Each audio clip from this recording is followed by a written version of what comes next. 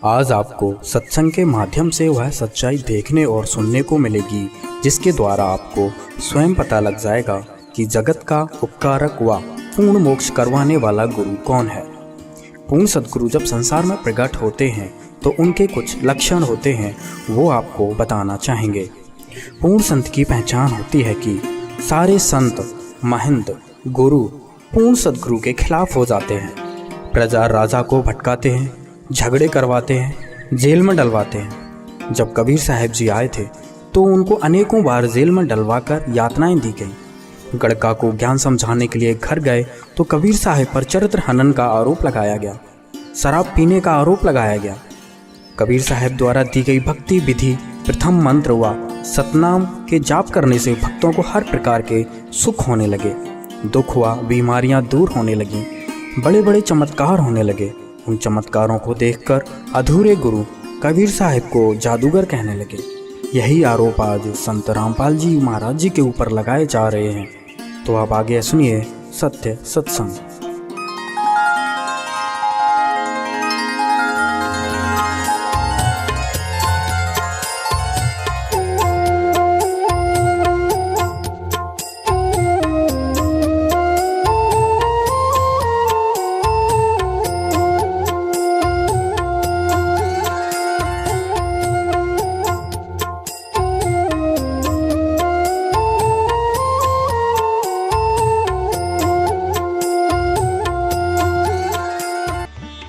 पवित्र श्रीमद् भागवत गीता, पवित्र चारों वेद, पवित्र कुरान शरीफ, पवित्र बाइबल, पवित्र गुरु ग्रंथ साहिब, पवित्र कबीर साहिब की वाणी में छुपे हुए गूढ़ रहस्य अर्थात तत्व को जानने के लिए कृपया अवश्य सुनिए जगत गुरु तत्वदर्शी संत रामपाल जी महाराज के मंगल प्रवचन। सतगुरुदेव की जय। बंदी छोड़ कबीर परमेश्वर जी की जय। बंदी छोड़ गरीबदास जी महाराज जी की जय। स्वामी रामदेवानंद जी गुरु महाराज जी की जय हो।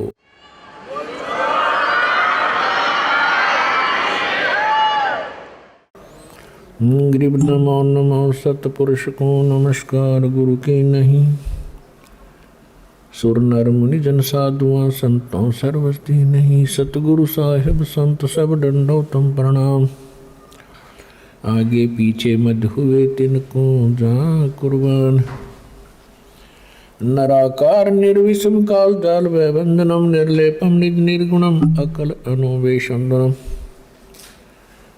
सोहम सुरति समाप्तम सकल समाना निर्तल। उज्ज्वल हिरंबर हरदम अम्बे परवा अथाह वार पार निमज्जतम। ग्रीव जो सुमर सिद्ध होई गणनायक गलता ना। करो अनुग्रह सोई पारस पद परवाना।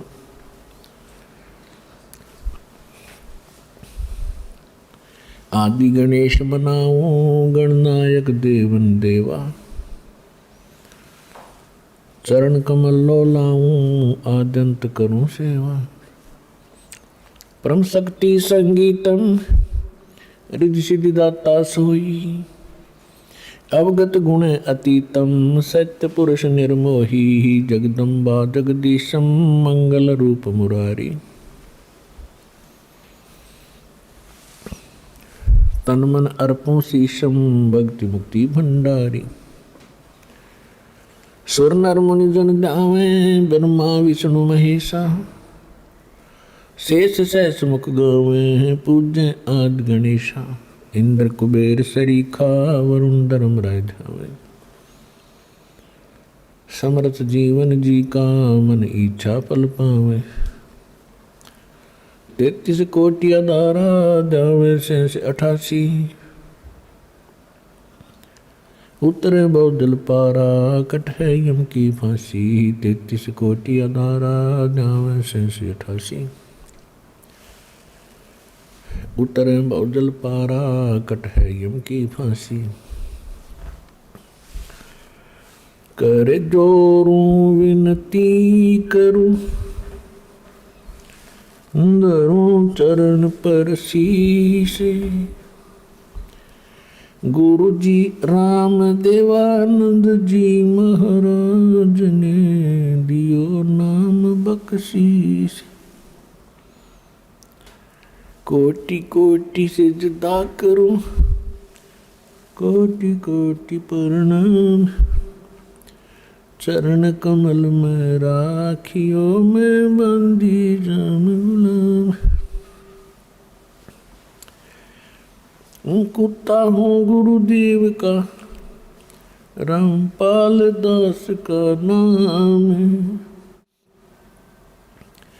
गले प्रेम की जेवड़ी, जाके तो जाऊं। तो करो तो बावड़ो, दूर दूर करो तो जाऊं। जो राखो तो ही रहूं, जो देवो सो खाऊं। पुण्यात्माओं, इस दास के विषय में आपको बहुत बार प्रमाणित किया है कि कबीर परमेश्वर जी ने इस दास को भेजा है। वो कंप्लीट कोर्स देकर संपूर्ण अध्यात्म ज्ञान, वो मूल ज्ञान है और सार शब्द है। अभी तक ये छुपा के रखना था, जब तक 5500 वर्ष कलयुग नहीं बीत जाएगा तब तक इसको डिस्क्लोज नहीं करना था। और जब ये समय आया, कबीर परमेश्वर जी ने दास को स्पेशल आदेश दिया, स्पेशल आ करके और कहा कि शुरू कर दे, मैं तेरे साथ रहूँगा, चिंता मत करना। अब समय आ गया इसको डिस्क्लोज करने का, तो वो अब डिस्क्लोज कर दियागा। अब कबीर साहब कहते हैं ये 12 पंथ हम ही को जावें। ये कबीर नाम से जो पंथ चल रहे हैं, कबीर साहब को मानते हैं लेकिन साधना ठीक नहीं है और अस्थिर घर का मरम नहीं पावे। वो कौन से? ये 12वां पंथ गरीबदास जी का पंथ है। और 12वें पंथ में, गरीबदास वाले पंथ में कहा है कि गरीबदास वाले पंथ तक के व्यक्ति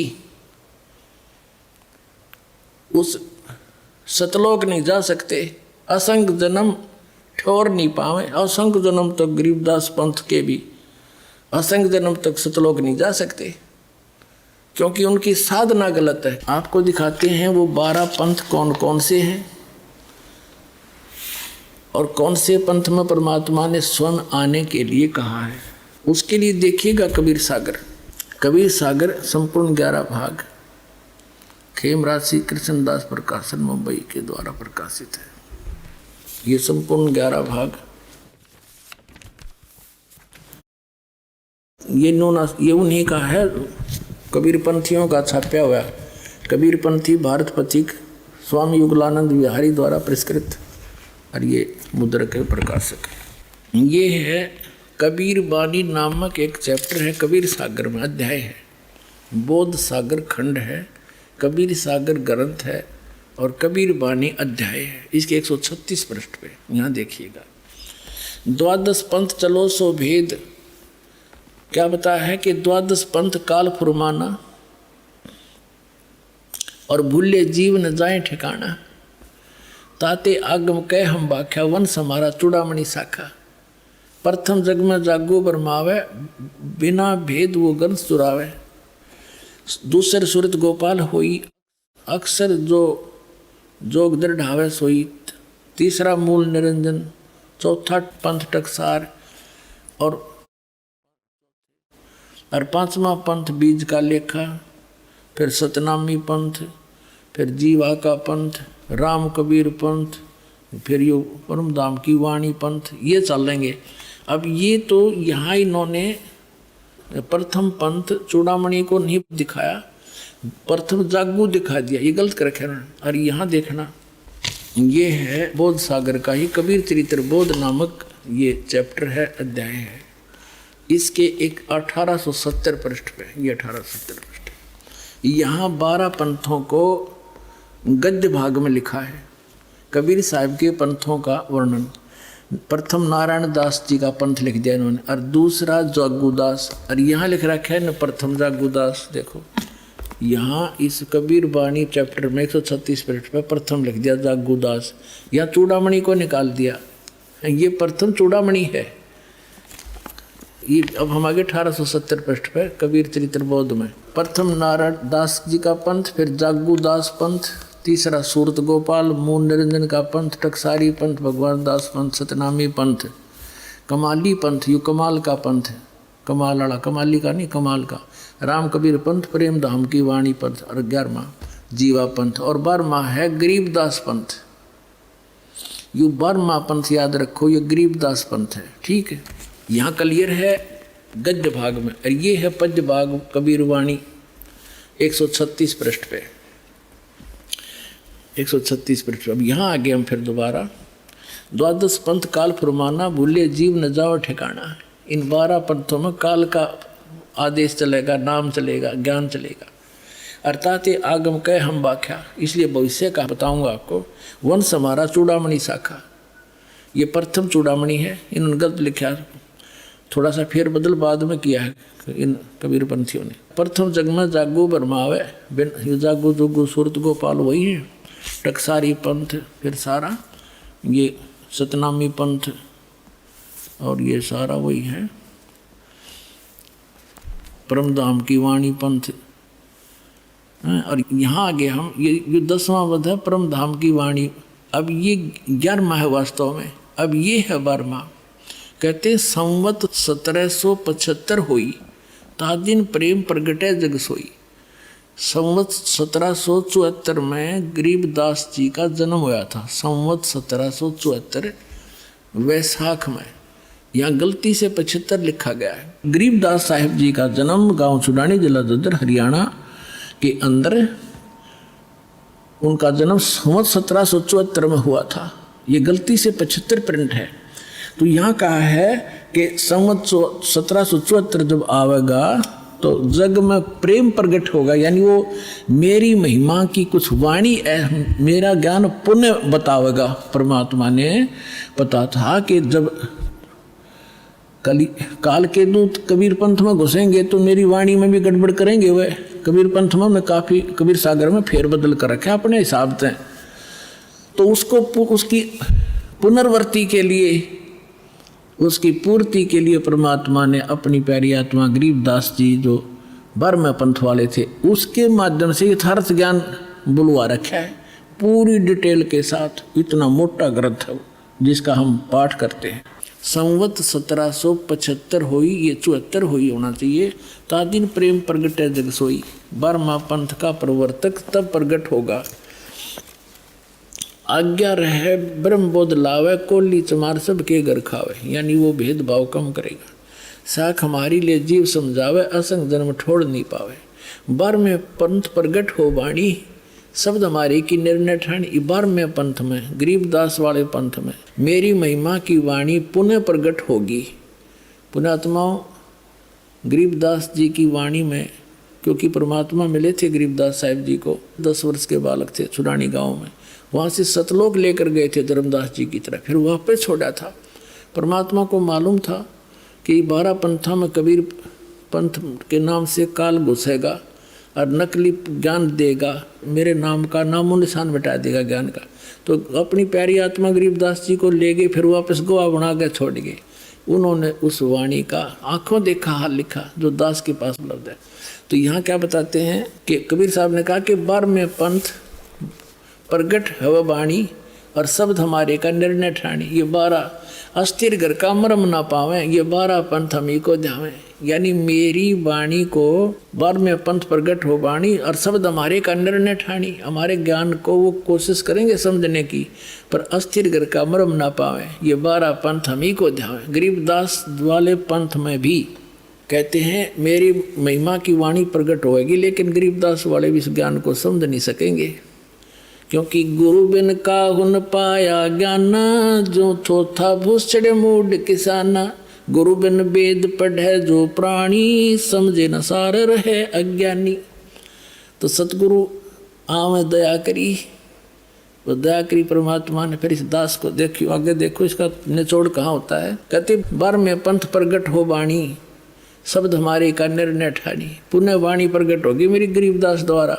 और अस्थिर घर का मरम नहीं पावे, सथाई लोग सतलोक नहीं जा सकते। ये 12 पंथ कबीर कबीर करेंगे और मेरी महिमा मेरे ज्ञान को मेरी वाणी को पढ़ पढ़ कर पंथ चलाएंगे, लेकिन अस्थिर घर सतलोक नहीं जा सकते। बर में पंथ फिर हम ही चल आवे, गरीबदास वाले पंथ में हम आगे चल कर आवेंगे और सब पंथ मिटा के एक ही पंथ चलावे।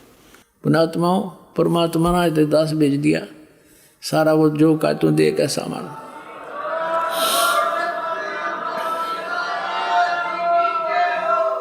और इस दास का निकास गरीबदास पंथ से है। मेरे पूज्य गुरुदेव जी गरीबदास पंथ से संबंधित थे। उन्होंने मुझे ये सारा ज्ञान दे करके कह दिया था, बेटा मेरे जाने के बाद यहाँ मत आना वापस, यहाँ कुछ नहीं है छुड़ानी में, ये सारे अभिमानी जीव हैं, तेरे को लेना था हमने आगे, या जोत के जोत जगानी थी, बस इतना ही काम था यहाँ तो। पुण्यात्मा उसके बाद दास वहाँ जाख्या भी नहीं छुड़ानी में, जो माल थी सतगुरु हमें दे गए और कहते 12 पंथ गरीबदास पंथ तक भी पार नहीं होंगे असंग जन्म तक, यदि इस मार्ग को ग्रहण नहीं करेंगे।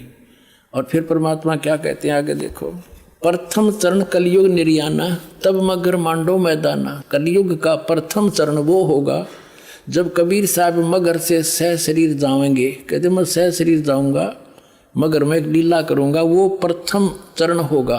कलयुग को परमात्मा कबीर जी ने 3 चरणों में बांटा है। प्रथम चरण जब स्वयं आए थे, अब बिचली पीढ़ी जो अब चल रही है, और अंतिम लास्ट वाले कर्तगनी हो जाएंगे कलयुग के जीव, वो भक्ति नहीं करेंगे, मांसाहारी बकवादी हो जाएंगे। अब ये प्राइम टाइम जिनको अब मनुष्य जीवन मिलेगा, जो पुण्यात्मा है फटाफट परमात्मा भेजेगा उनको और ज्ञान ग्रहण करेंगे। आपके घर ऐसी पुण्यात्मा होंगे बेटा और बेटी, आते भगवान की भक्ति पर लग जाएंगे, उनके आप पर कर्म बन जाएंगे, उनको कोई दुख नहीं आवे, टेंशन खत्म हो जाएगी सारी। ऐसी पुण्यात्मा आपके घर पे आऊंगी। कबीर साहब कहते हैं जो भक्ति बीज होवे जो हंसा, जो मेरी शरण में आ गया और तारू तास के 71 वंशा, उसके 101 पीढ़ी पार कर दूंगा। 42 की तो बात छोड़ो। धर्मदास जी को मालिक ने सारी बता दी थी, पर ये मेरा दाव पेच अभी सार्वजनिक ना करना, मैं तुझे बता देता हूँ मैं क्या करूँगा। कलयुग की बिचली पीढ़ी में 12वां पंथ ये काल के जो कबीर पंथ में होंगे ना, गरीबदास का होगा।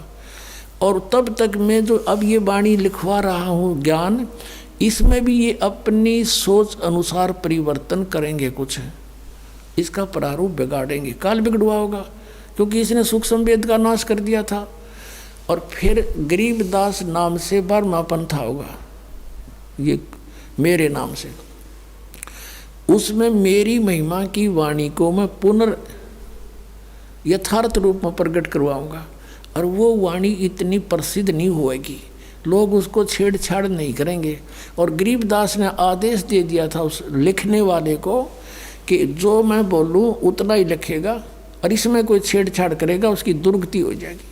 तो गरीबदास पंथ में ये धारणा गजब की बना रखी थी। समझ में आई मारा क्यों कर रखा था यूँ काम। सबकी ये धारणा थी कि मालिक की वाणी में जैसा भी बोल रखा है ऐसा ही लिखना, देश में एक भी अक्षर में फेरबदल कर दी तो उसकी कईयों के साथ ऐसी घटना घट गई थी, वो छेड़ा नहीं करते।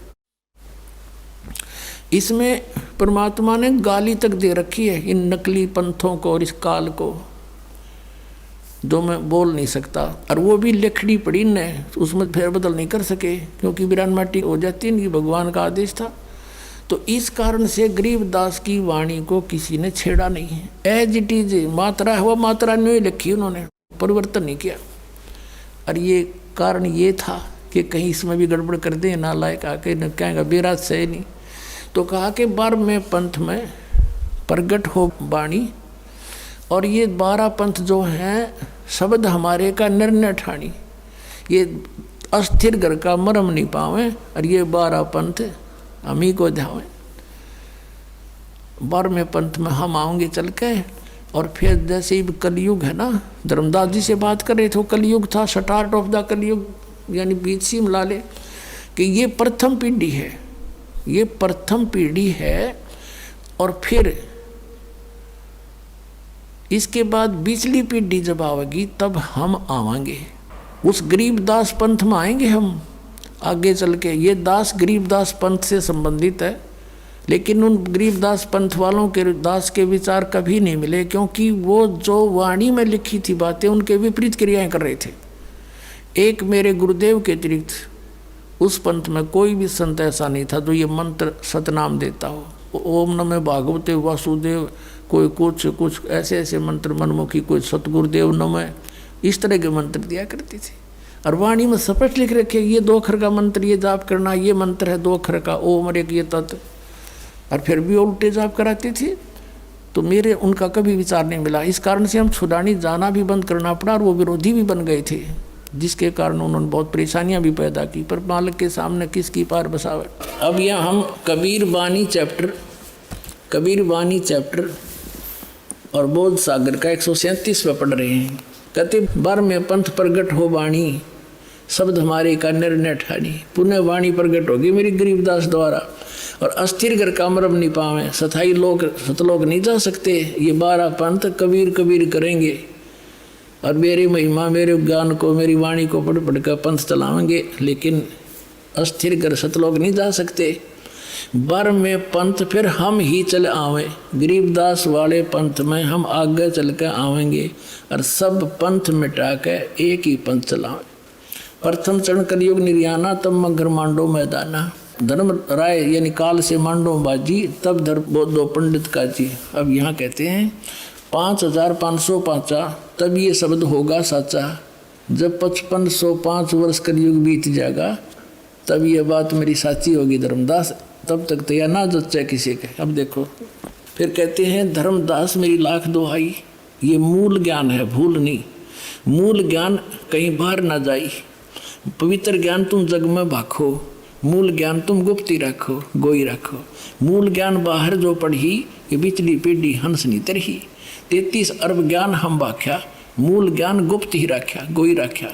और मूल ज्ञान तुम तब तक छुपाई, जब लग 12 पंथ मिटाई। ओए परमात्मा ने कहा धर्मदास मेरी लाख दुआई, इस सतनाम और सारनाम नहीं, बस सार्वजनिक ना करिए, ना बीचली पीढ़ी मेरे हंस नहीं तरेंगे। काल के दूता और नाम होता, अधिकारी ये है नहीं। और आज ये दास कैसे अंतर दिखाता परमात्मा के बच्चों को कि ये नकली ये असली है। तो परमात्मा ने कहा था धर्मदास मेरी लाख दुआई, ये सार नाम की तो बताइए ना, तुम जाप करो। ऐसे ही सभी महापुरुषों को जिनको सतलोक ले गिर छोड़ा, सबको ऐसे ही कहा था। आदरणीय नानक साहिब जी को, आदरणीय गरीबदास साहिब जी को, आदरणीय मुल्कदास साहिब जी को, आदरणीय दादू साहिब जी को, आदरणीय गीसादास साहिब जी को। किसी भी पंथ में, गीसादास पंथ में, गरीबदास पंथ में, कबीर पंथ में, ये सतनाम नहीं है 2 अक्षर का, ये नानक साहिब के पंथ में। अब इस दास को भेजा परमात्मा ने, अब उन महापुरुषों को गवाह बनाकर आपको प्रत्यक्ष कर दूंगा कि कबीर इज गॉड। आगे देखो, अब थोड़ा सा और क्लियर करते हैं। 134 पृष्ठ पर देखो, इन 12 पंथ तो ये चल पड़े गरीबदास जी तक, और 13वां वंश ये दास आया है कबीर परमात्मा का। ये देखिएगा, ये कबीर बानी बोध सागर में है, बोध सागर कबीर बानी चैप्टर है, 134 पृष्ठ पर नीचे आ गया।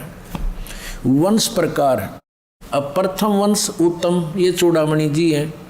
दूसरा वंश अहंकारी, तीसरा वंश प्रचंड, और चौथा वंश बिरहे, 5वां वंश निंद्रा, 6ठा वंश उदास, और 7वां वंश ज्ञान चतुराई, 8वां वंश पंथ विरोध, 9वां वंश पंथ पूजा, 10वां वंश प्रकाश, 11वें वंश प्रकट सारा, 12वें पंथ प्रगट होवे उजियारा। ये गरीबदास जी का 12वां पंथ। इसमें मेरी महिमा की पुण्य वाणी का कुछ प्रकाश सा होगा, थोड़ा थोड़ा उजियारा सा होगा, धुंधला धुंधले सी।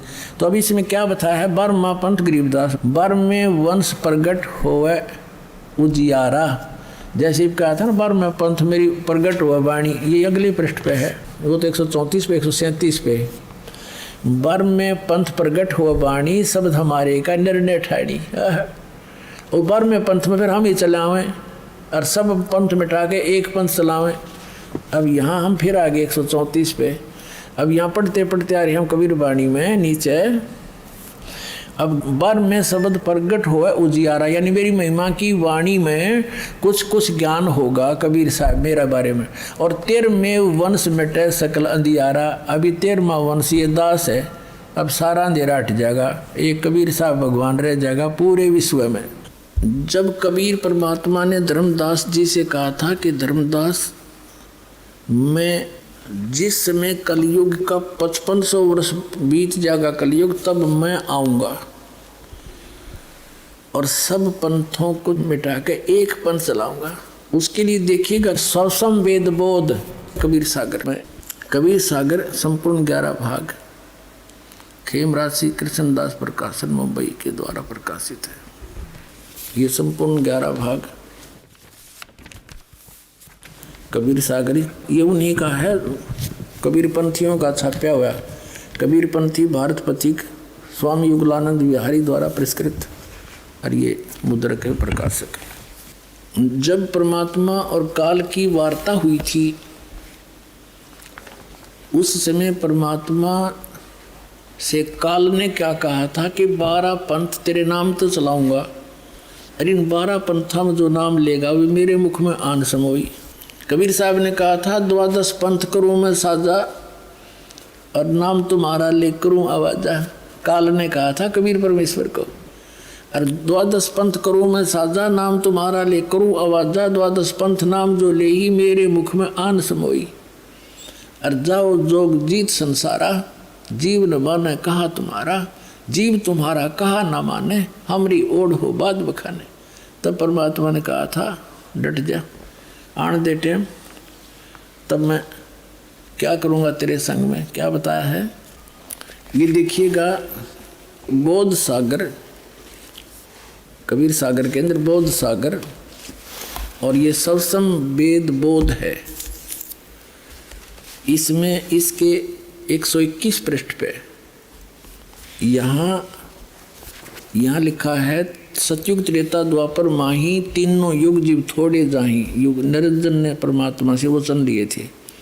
चौथा युग जब कलयुग आई तब तो शरण जीव बहु जाई, ऐसा वचन हर बोए दीजिए तब तुम संसार गौन ही कीजिए। अब परमात्मा ने कहा था अरे काल पर पंथ पसारा, तीनों युग जीवन दुख डारा, बिनती तोरी लीन में मानी, मोह को ठगे काल अभिमानी। चौथा युग जब कलयुग आई तब हम अपनो वंश पठाई, काल फंद छूटे नर लोई, सकल सृष्टि परवानी खोई। घर घर देखो बोध विचारा, सत नाम सब ठोर उचारा।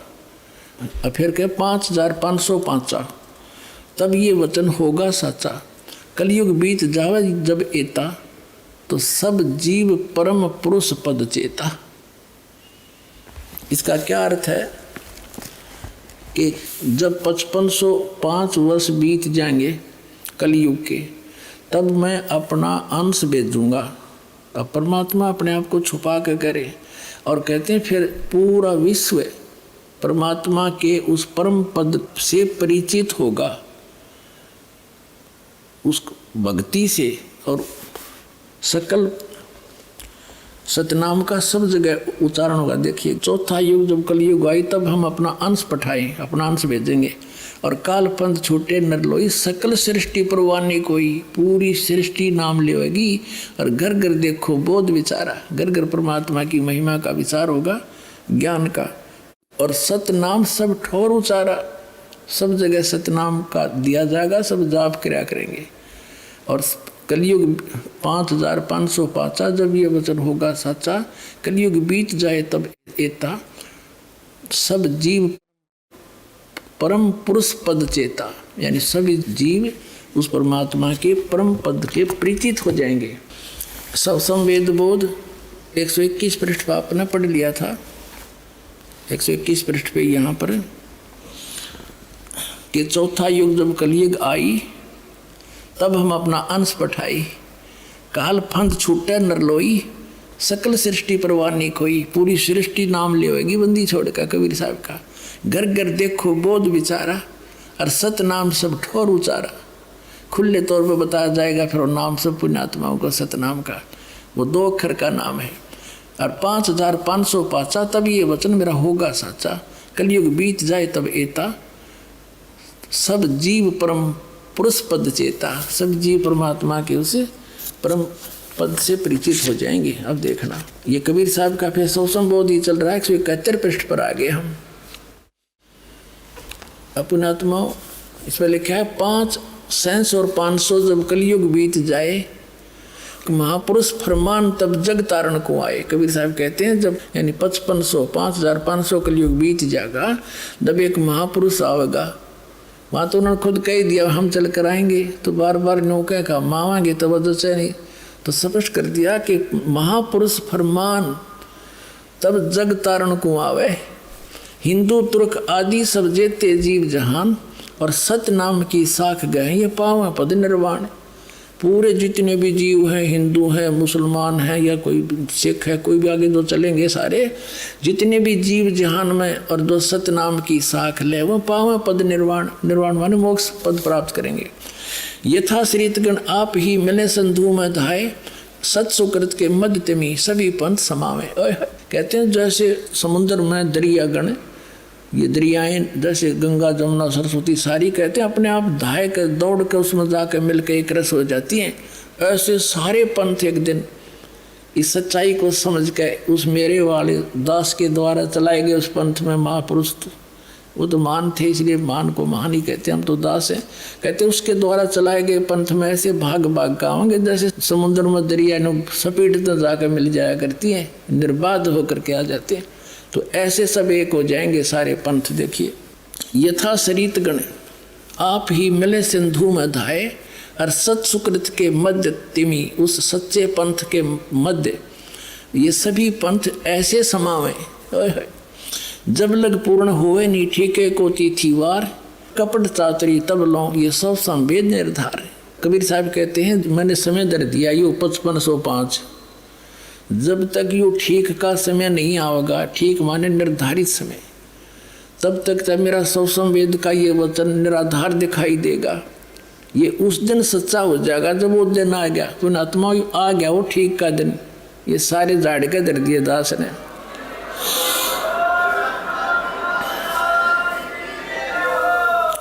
जब लग पूर्ण होए नहीं ठीके को तिथि वार, ठीक का यानी वो निर्धारित समय का, कपट चातरी तब लो, तभी तक ये लोग छल कपट कर रहे हैं बेचारे।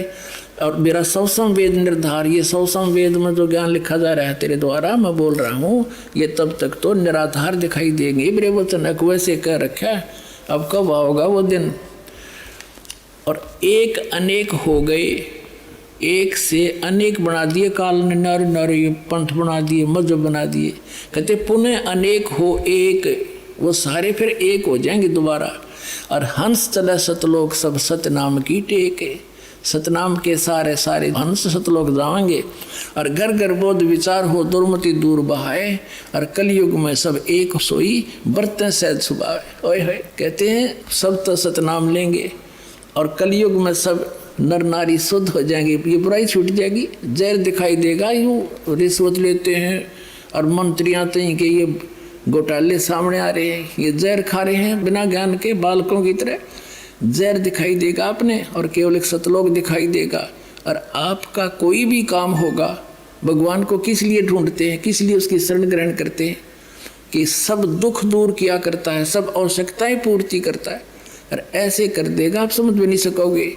तो फिर हमने क्या आवश्यकता फिर बकवाद करने की, और फिर विष दिखाई देगा।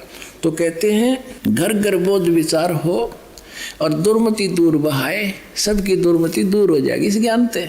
और कलयुग में एक हवे हवे हो के हवे, और सोई बरते सहज सुभाए, सब प्यार तरह करेंगे। और कहाँ उगर कहाँ सूदर हो, हर सब की भवबीर, सो समान समदृष्टि है वो समृद्ध सत कबीर। कहते हैं कि तो डाकू ठग लुटेरे चोर और ये रिश्वतखोर, और क्या फिर शूद्र जो छोटी जाति या नीची, कहते सब एक हो गए, भवभीर सब एक हो जाएंगे। और वो जो पंथ का प्रवर्तक होगा, देखिए सो समान समदृष्टि, वो सबको समान दृष्टि से देखेगा, वो है समृद्ध सत कबीर। बोलो सतगुरुदेव।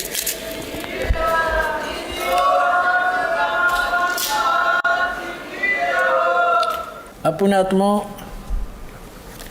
ये तो कबीर सागर में आपको प्रमाणित हो गया कि कलयुग जो 5505 बीत जाएगा तब ये बात मेरी साची होगी धर्मदास, तब तक तो ये निराधार दिखाई देंगे मेरे वचन कबीर सागर में। अब ये निर्णय करना है कि 5505 कब पूरे हुए। अपने आत्माओं, अपने हिंदू समाज में शंकराचार्यों द्वारा दिए गए ज्ञान को हम ऑथेंटिक मानते हैं। अब उन्हीं के अंदर प्रमाणित करते हैं कि आज कलयुग कितना बीत गया। अब देखिएगा, एक पुस्तक है हिमालय तीर्थ, और इसके कौन है संपादक? JP नंबूरी, उप मुख्य कार्य अधिकारी, श्री बद्रीनाथ केदारनाथ मंदिर समिति। अब यहाँ से हिमालय तीर्थ पहला प्रकाशन 2009 का, प्रकाशक है रंजू चक्रवर्ती, बामाचरण राय रोड, कलकत्ता, 76A/1। दूरभाषितना ग्रंथोत्सव जयपुर नंबूरी, मुद्रक है गिरी प्रिंट सर्विसेज कलकत्ता। ठीक है, अब इसके हम 42 पृष्ठ पर आते हैं। ये 42 पृष्ठ है, हिमालय तीर्थ नामक ये पुस्तक है। यहाँ एक आदि शंकराचार्य के जन्म के विषय बताई है। ये कोई शिव रहस्य का एक श्लोक है, दोहा है संस्कृत में शिव रहस्य का, इसका अनुवाद किया है।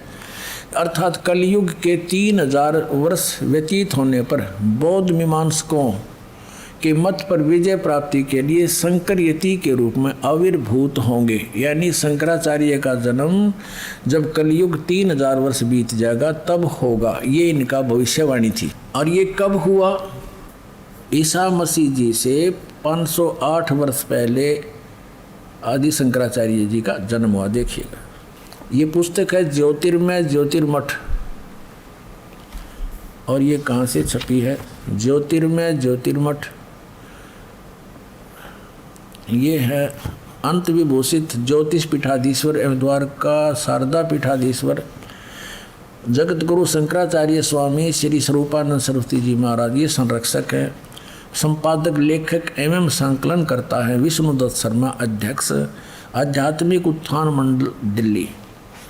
ये प्रेरणा स्रोत Mudryk pine print and PACS, ये वो सारा कुछ इन्हीं का वही है। प्रकाशक है अखिल भारतीय आध्यात्मिक उत्थान मंडल, 1/3234 गली नंबर 2, रामनगर मंडोली रोड, सादरा दिल्ली। ये इनके फैक्स और फ़ोन नंबर है। इसके 11 पृष्ठ पर हम ले चलते हैं आपको। ये 11 पृष्ठ है। अच्छा, यहाँ पर क्या लिखा है? आदि गुरु शंकराचार्य का संक्षिप्त जीवन परिचय। हम थोड़ा सा पढ़ेंगे अपने मतलब का। गुरु परंपरागत मठों के अनुसार उनका आविर्भाव, किनका? आदि शंकराचार्य का आविर्भाव काल ईसा पूर्व 508 या 476 वर्ष माना जाता है। अब 508 है ईसा पूर्व, 32 वर्ष की आयु में इनकी मृत्यु होगी। 30 में से 32 कम कर दो, 476। ये जब तक ईसा तक नहीं पहुंचेंगे तब तक ये उल्टे चलते हैं कैलकुलेशन, इधर को बढ़ेंगे तो वो घटेंगी। तो ईसा से 508 वर्ष पूर्व श्री शंकराचार्य जी का जन्म हुआ। ठीक है, अब इधर से हम गिनेंगे तो ईसा जी का जन्म हम सन 2000 से काउंट करें, आसानी से हो जाएगा। सन 2000 को आदि शंकराचार्य को कितना समय हो गया था जन्म हुए ने? 2508 वर्ष, सन 2000 को। और उस समय कलयुग कितना बीत चुका था? इन्हीं के उस ज्योतिर्मय ज्योतिर्मठ पुस्तक के आधार से उसमें ऊपर से गिनेंगे तो 3000 वर्ष कलयुग बीत चुका था। और जब उनका जन्म हुआ तो अब से गिने तो उस समय को जब 3000 वर्ष कलयुग बीत गया था, सन 2000 से गिने तो 2508 वर्ष वो जोड़ दें उसमें, तो 2000 सन 2000 को योग कलयुग कितना बीत गया था? 5508 वर्ष।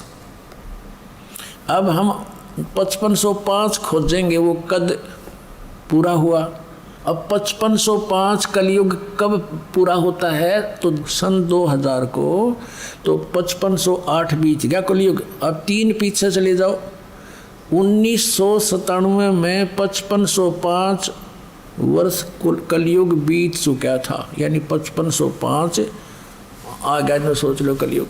तो अब वो 5505 1997 का फिर क्या रहस्य है? परमात्मा इस दास को फाल्गुन सुदी एकम सन 1997 मार्च में इस दास को कबीर परमात्मा मिले थे। उन्होंने कहा था कि बेटा अब वो समय आ गया है, डिस्क्लोज कर दे इस पूरे प्रोसेस को। बोलो सतगुरुदेव।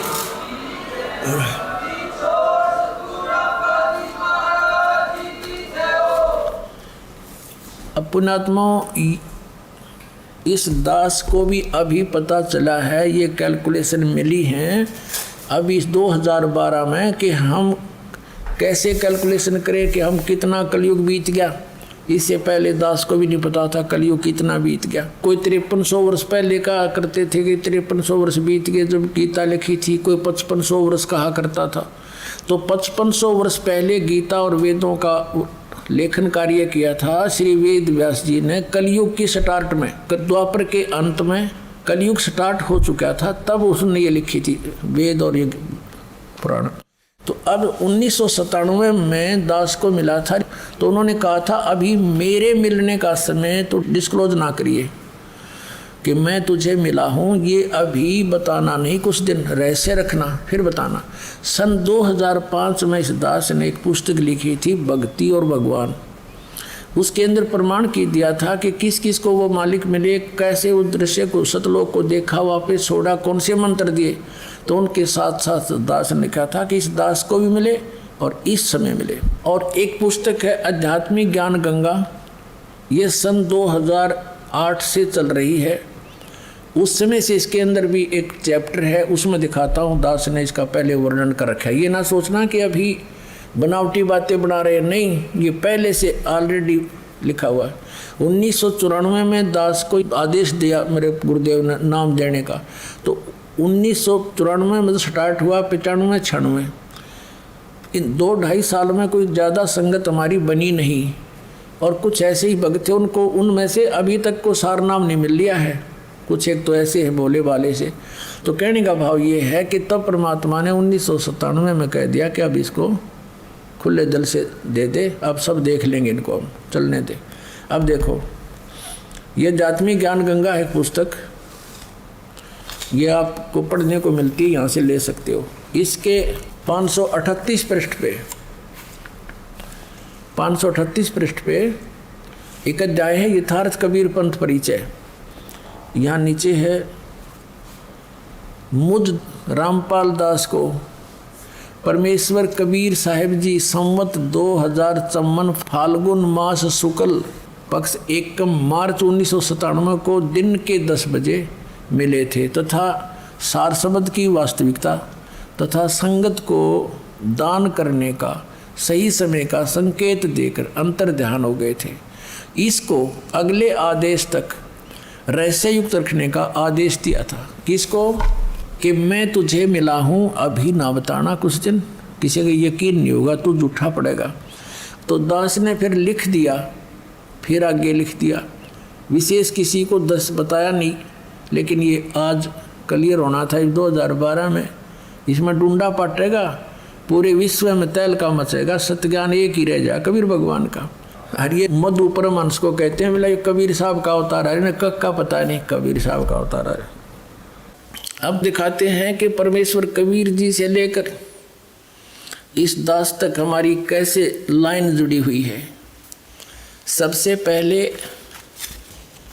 परमेश्वर कबीर जी स्वयं आकर आदरणीय गरीबदास साहिब जी को मिले, और आदरणीय गरीबदास साहिब जी ने अपना एक शिष्य श्री शीतल दास जी महाराज बनाया और उनको ये कंप्लीट कोर्स दे दिया।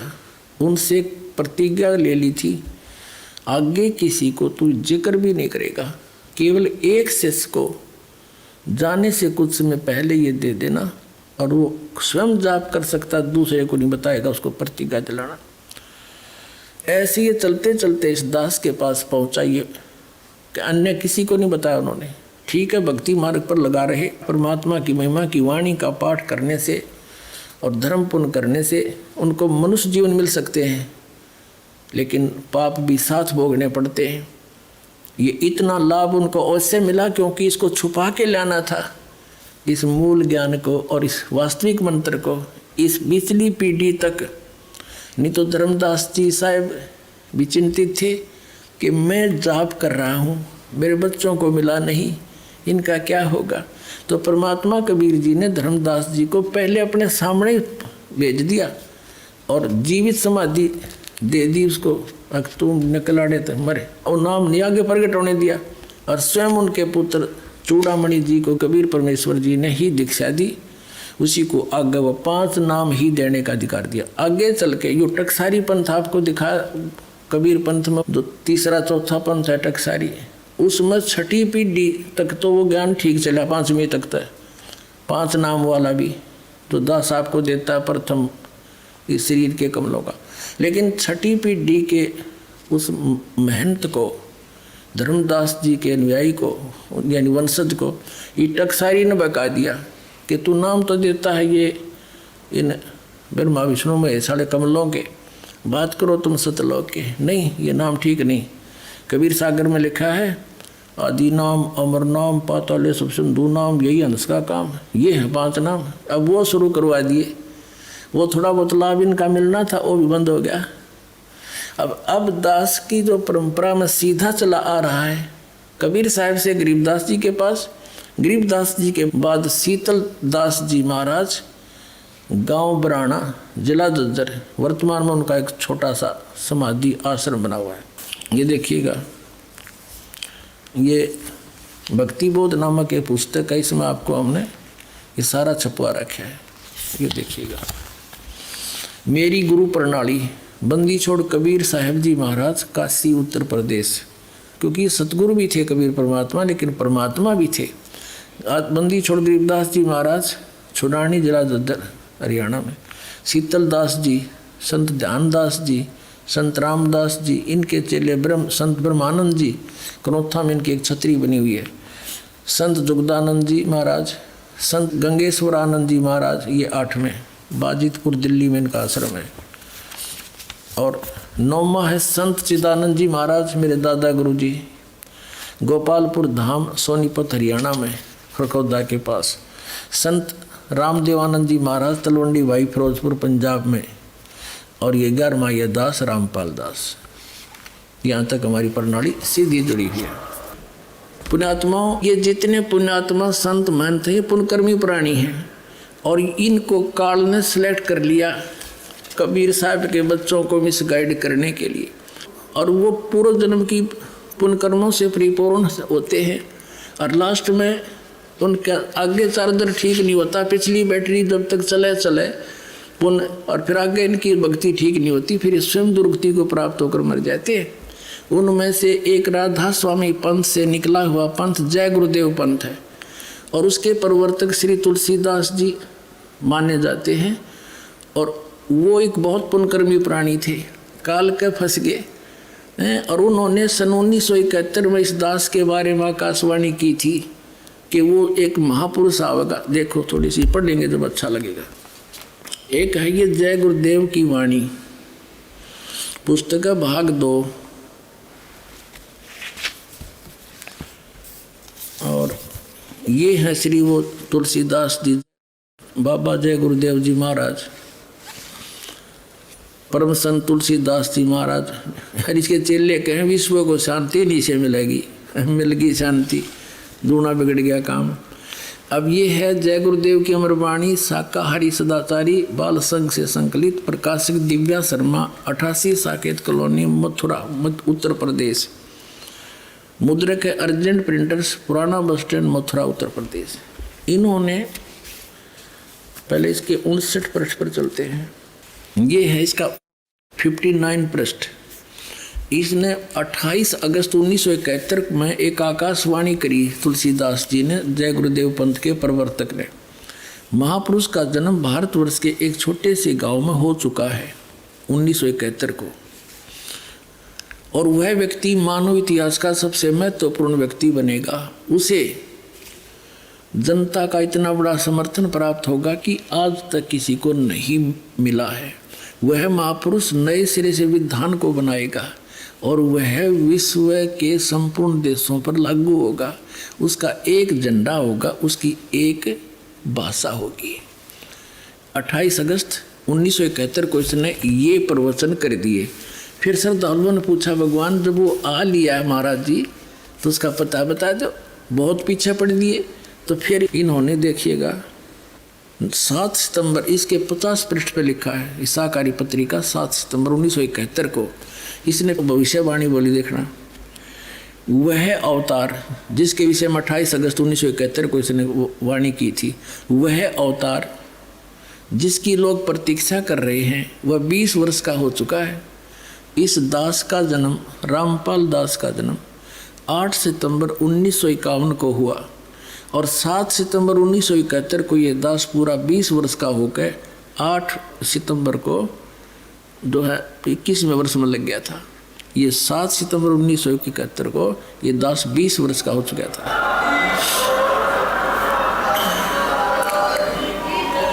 वह अवतार जिसकी लोग प्रतीक्षा कर रहे हैं 20 वर्ष का हो चुका है और है, यदि उसका पता बता दूं लोग पीछे पड़ जाएंगे।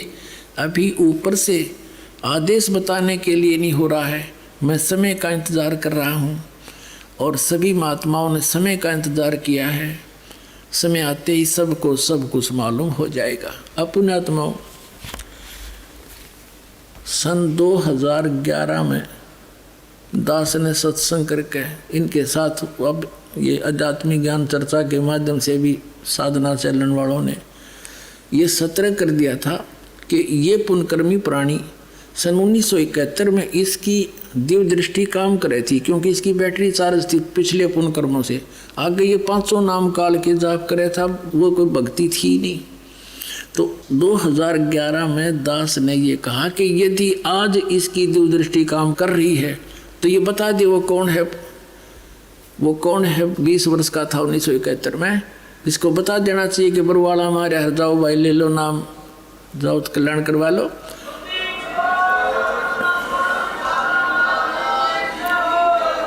लेकिन उस समय यूं फ्यूज हो लिया था, इसकी बैटरी डिस्चार्ज हो चुकी थी, भक्ति खत्म हो गई थी और गल के मेरे हाथ पैर इसके जिंदा लाश लिए फिर रहे थे इनको। और जब इसका जो नहीं रहेंगी तो 2-3 महीना बाद से काल ले गया इसने उठा कर। या तो इसके लिए सुअवसर दिया था दाता ने कि अपने भार मुक्त हो जाता और परमात्मा के बच्चे आसानी से आगे इसके कहते ही सारे मान जाते। विस्तलो पहले से कहा करते थे, अरिवागे एकदम सारे समझ जाते। लेकिन इसने उस बात पर असर नहीं किया, इसलिए यो कुछ ही दिनों के बाद काल ले गया इसने उठा कर, छोड़ दिया दाता ने। ना 116 वर्ष जिया यो, इसलिए रखा हुआ था कि इस युग कह दे एक बार अपने मुख से, जाओ भाई वो आ रहा है जिसके बारे में मैंने 1971 में कहा था। तो ये भी क्रेडिट यो नहीं ले सका। तो पुण्यात्माओं, एक नस्त्रेदमस की आप भविष्यवाणी पढ़ कर देखना इस दास के लिए। कबीर साहब कहते हैं, हमने अपनी महिमा आप पे बखानी, हमारे बारे में कोई दूसरा बतानिया नहीं कोई भी। आप पे आरती, आप पे साजे, आप पे किंगर, आप पे बाजे, आप पे ताल झांझन कारा, आप नचाफ देखनार, कह कबीर ऐसी आरती गाऊँ, आप मध्य आप पे समाऊँ। तो हमने आप पे बतानी पड़े ये सारी कहानी, वह कौन हूँ, मैं कौन हूँ, कहाँ है, कैसे लाभ होगा। अब जैसे इन भविष्य वक्ताओं का तो काम इतना है, जैसे कोई खगोल भगोल का ज्ञाता और ये बता दे कि अभी परसों 6:35 पर सूर्य उदय होगा, और वो ना बताते तो भी होना था, क्योंकि तो परमात्मा का विधान है। तो इन्होंने बता दिया, अच्छी बात है कि वो ऐसे ऐसे है ना। तो परमात्मा ने तो पहले कह रखा कि जब सन 1398 में कबीर भगवान आए थे तो 120 वर्ष रहे थे, 1518 में गए थे। उसी समय कह दिया था कि ऐसे ऐसे होगा, उसका वचन था जिसके वचन से सब ब्रह्मांड घूम रहे। उन्हीं के वचन से आज पूरे विश्व में ये शांति फैलेगी, सारा संसार भगवान कबीर जी की भक्ति करेगा, घर घर में शांति होगी और सबको इतने सुख होंगे आप सोच भी नहीं सकते। तो उस परमात्मा का विधान था, ये ना बताते तो भी यो दिन तय आना ही था। बोलो सतगुरुदेव।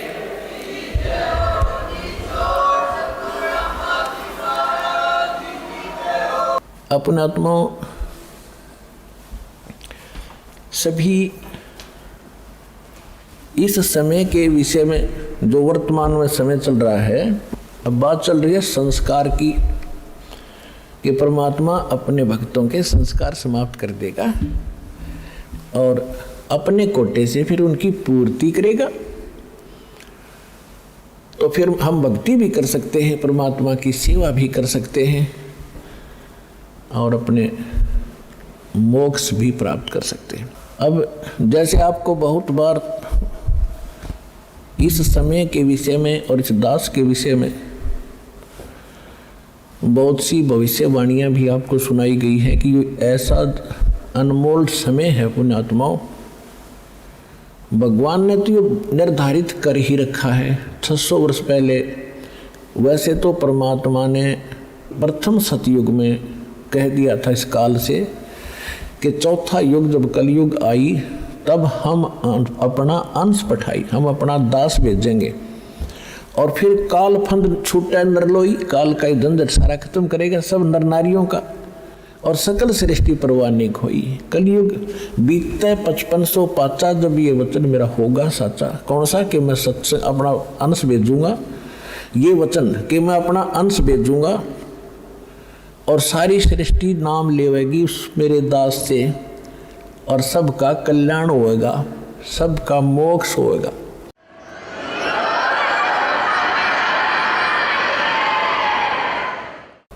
और फिर बताया है कि कलयुग बीत जावे जब एता, यानी 5500 वर्ष बीत जाएगा जब कलयुग, सभी प्राणी परम पुरुष पद चेता, सभी प्राणी उस परमात्मा के उस परम पद के जानकार हो जाएंगे।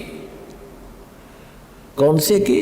गीता अध्याय नंबर 18 के श्लोक नंबर 62 में, गीता अध्याय नंबर 15 के श्लोक नंबर 4 में कहा कि अर्जुन तू सर्वभाव से उस परमेश्वर की शरण में जा, उसकी कृपा से तो परम शांति को और सनातन परम धाम को प्राप्त होगा। शाश्वत स्थान, कभी नाश में न आने वाले को शाश्वत स्थान कहते हैं, उसको सतलोक कहते हैं, लोक माने धाम स्थान। गीता अध्याय नंबर 15 के श्लोक नंबर 4 में कहा कि तत्वदर्शी संत की प्राप्ति के उपरांत परमेश्वर के उस परम पद की खोज करनी चाहिए जहाँ जाने के बाद साधक फिर कभी जन्म मृत्यु में नहीं आते। तो यहाँ बताया है कि जब 5500 वर्ष बीतेगा, हम आज तक पता ही नहीं था सतलोक भी कोई स्थान है। अरे राधा स्वामी वाले दंड सतगुरु वाले ये सतलोक करे दिन खक का नहीं पता था। वो सतनाम, वो स्वर नाम, वो स्वर शब्द, वो सतपुरुष और वो सतनाम, वो राधा स्वामी धाम, खकता इनको पता। तो हमने परम पद का कभी सुना भी नहीं था सतलोक के बारे में, और आज बच्चे बच्चे के मुंह पर हो गया, बच्चे बच्चे की जुबान पे सतलोक सचखंड जावांगे। जैसे दास मिल रहा था बच्चों से संगत से, एक छोटा सा बालक अपनी माँ की गोदी में, अन्यों के गुरु जी सतलोक चालो न, चालो चलांगे। मैंने कहा बेटा भाई विमान आवेगा जब चलांगे, अभी विमान आने वाला है।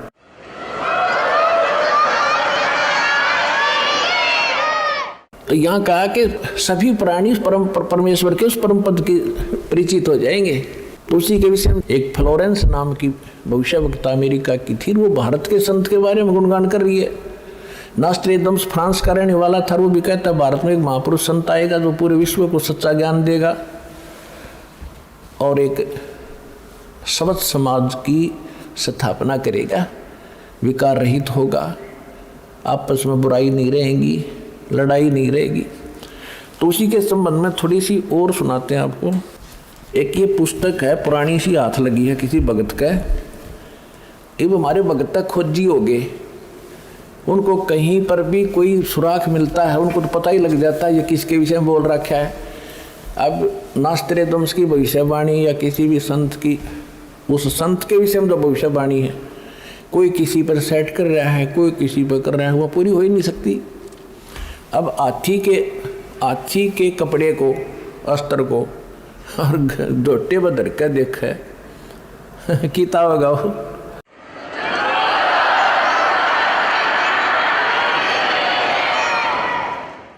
वो तो हाथी पे फिट होगा,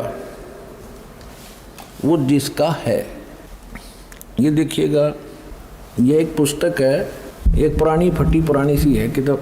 ये देखो, युग निर्माण की सुनिश्चित संभावना, ये तो इसका नाम है, टाइटल है। लेखक है इसका बलराम सिंह परिहार, प्रकाशक है युग निर्माण योजना, गायत्री तपोभूमि मथुरा से। बस इतना ही उल्लेख है इसका, ज़्यादा आगे नहीं लिखा, ये फटा हुआ ज़्यादा है। ये देखिएगा पृष्ठ नंबर 19 पे, ये पृष्ठ नंबर 19 है।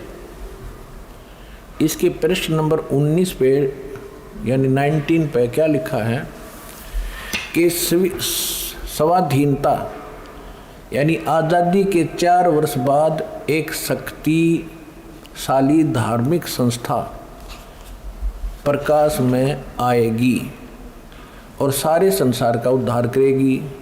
उद्धारक इस संस्था का स्वामी संचालक होगा। अब यहाँ ये क्या है कि किसी एक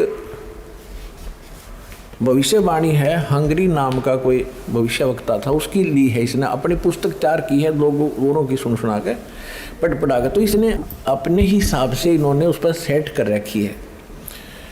इसका अर्थ ये था कि 1947 में भारत स्वतंत्र हुआ, उसके 4 वर्ष बाद दास का जन्म होया 1951 में। इसका अर्थ तो ये बनता है कि स्वाधीनता के 4 वर्ष बाद 1951 में एक संत का जन्म होगा जो धार्मिक संस्था को ऐसी बनाएगा जो पूरे विश्व का कल्याण करेगी।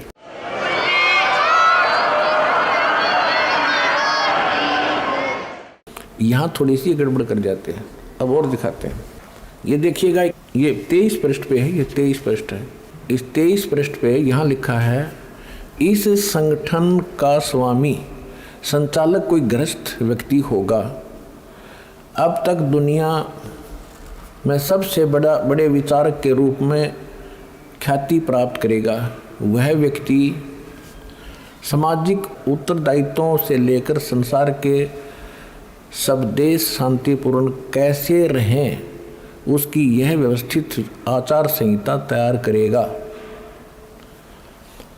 उसके जीवन भर के संग्रहित विचारों को यदि एक पुस्तक में लिखा जाए तो बहुत बड़ी पुस्तक बन जाएगी। इसका अर्थ ये है। यहाँ एक 29 पृष्ठ पे देखिएगा, 29 पृष्ठ पे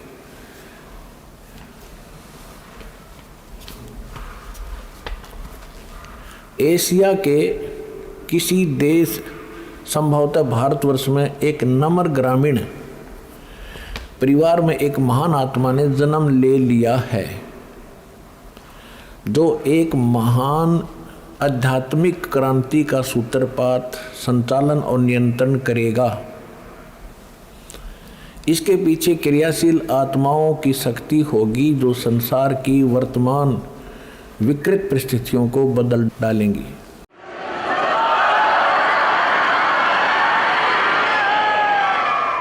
उन्नीस 1999 में ये क्या बोला गया है कि एक ऐसे व्यक्ति ने जन्म लिया है जिसकी अकेले ही उत्पादित शक्ति किसी भी शक्ति संपन्न राष्ट्र के बराबर होगी। वह एक भाषा, एक संस्कृति, एक धर्म की आचार संहिता सर्जन करेगा।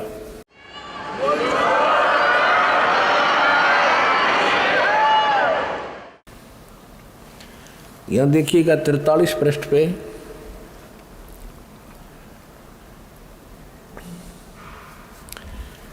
यह लिखा है कि दिव्य देहधारी पुरुष ने जन्म लिया है। वे सबके मन में प्रसन्नता भरेंगे, दुनिया भर के कष्ट दूर करेंगे। अन्यायी और अत्याचारियों को भी वह ठीक करेंगे। रात्रि के प्रथम पहर में जब मैं प्रगाढ़ निद्रा में होता हूँ तो स्वप्न में एक दिव्य पुरुष को देखता हूँ। दिव्य व्यक्ति को किसी जलाशय के निकट बैठे हुए इस योगी के मस्तक में दोनों भौं के जहाँ मिलती हैं तो उसमें अर्ध चंद्रमा के दृश्य होते हैं। उसके बाल सफ़ेद हैं, सुब्बर वेशभूषा है यानी साधारण सुंदर, गौवर्ण गौर है, गोरा कलर है, तथा पैरों में चर्म विहीन पाहन यानी पादुकाएं हैं। बिना चमड़े की जूतियाँ पहनता है। आज तो हमने पूरे अनुयायियों से कोई बैन लगा रखा है कि चमड़े की जूती तुमने पहननी है नहीं, मैं तो पैरूं था कितने।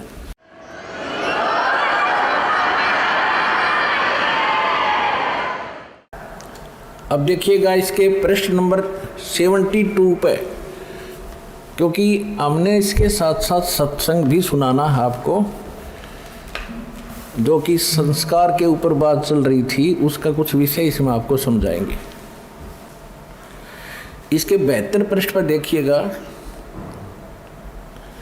यहाँ लिखा है कि इतिहास के अद्वितीय महापुरुष के बारे में नॉस्ट्रेडमस ने भी कुछ संकेत दिए हैं। उसके मस्तक में चंद्रमा होगा, वेशभूषा बहुत सादी होगी, यानी लाल पीले कपड़े नहीं होंगे, उसके लंगोट लंगाट बांध के नहीं घूमेगा। 2 विवाह होंगे, 2 पुत्र होंगे, 2 पुत्रियां होंगी। अब यहाँ इसके ऊपर थोड़ा सा आपको संस्कार का भी बताऊंगा कि जैसे इसने लिखा है नॉस्ट्रेडमस जी ने कि उसके 2 पुत्र होंगे, 2 पुत्री होंगी, 10 के 4 संतान है, एज इट इज। और जो ये भविष्य वक्ता होते हैं या दार्शनिक होते हैं, इनको जो भी होना है, जो भगवान ने निर्धारित कर रखा है, वो ही देख सकते हैं।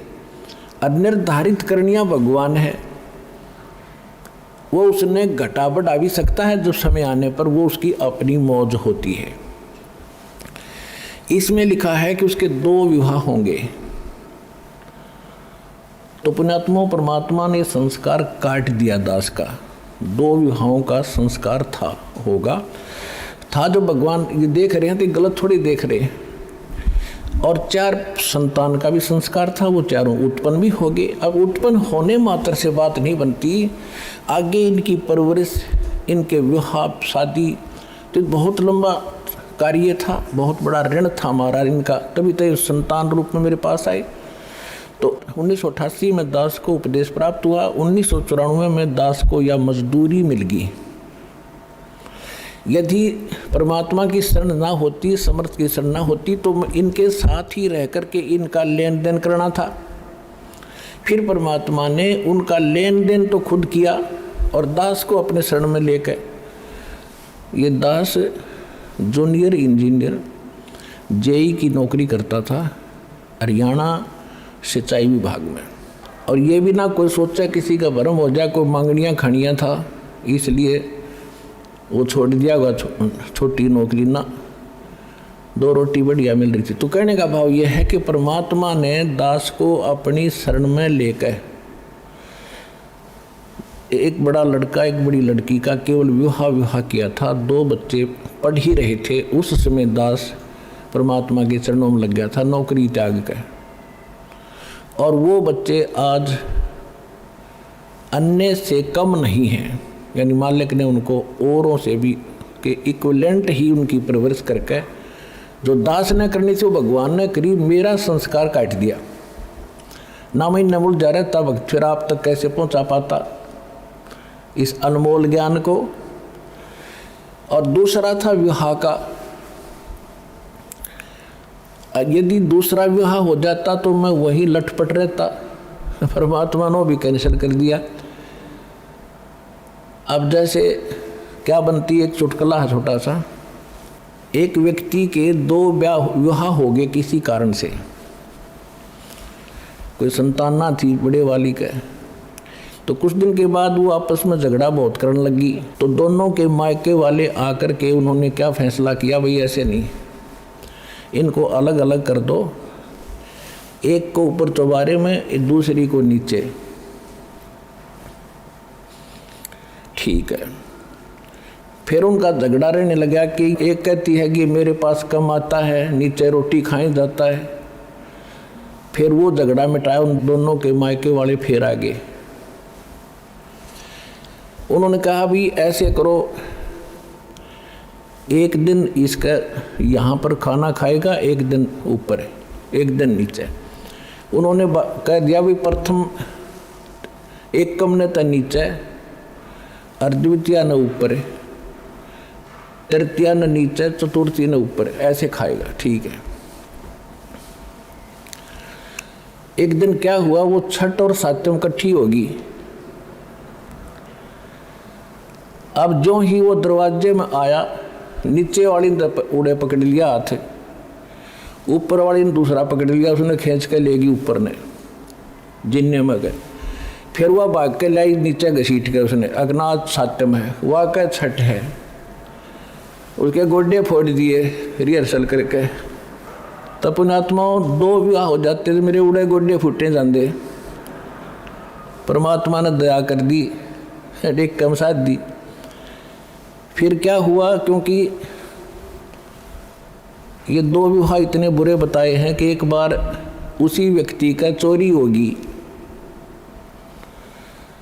चोर पकड़ लिया, पंचायत हुई, पंचायत में फैसला हुआ भाई जिसका धन जा रहा है वो बता दे इसको क्या सजा दें। और जिसके 2 ब्याह हो रहे थे वो दुखी छक्कर था, इन्होंने बोला इसके 2 ब्याह कर दो, और छठ सातम इकट्ठी होगी जब देखूंगा इसने। तो यार छठ सातम के चक्कर में ये मालिक ने ये संस्कार दास का चेंज कर दिया।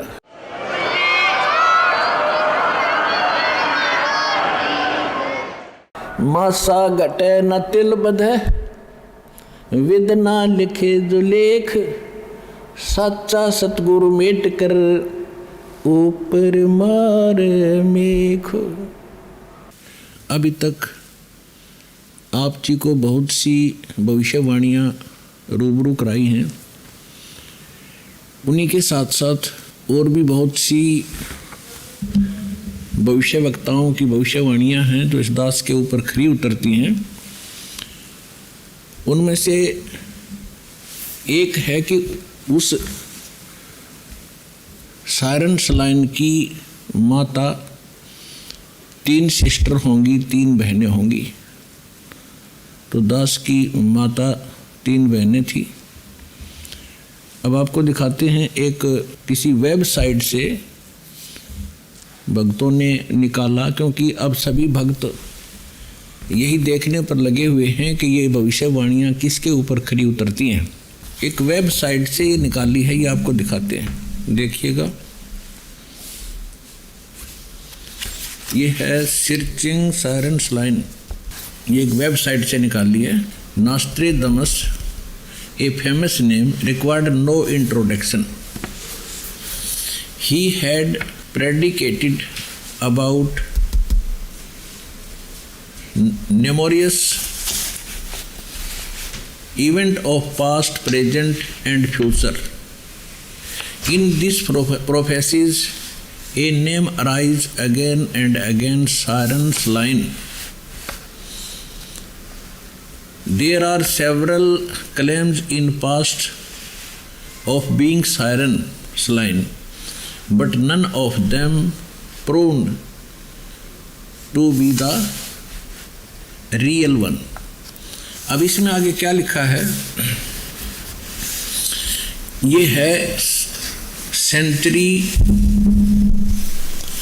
सेंचुरी नंबर 10, क्वेश्चन नंबर 75 में 75 में क्या लिखा है, long awaited, he will never return, in Europe he will appear in Asia.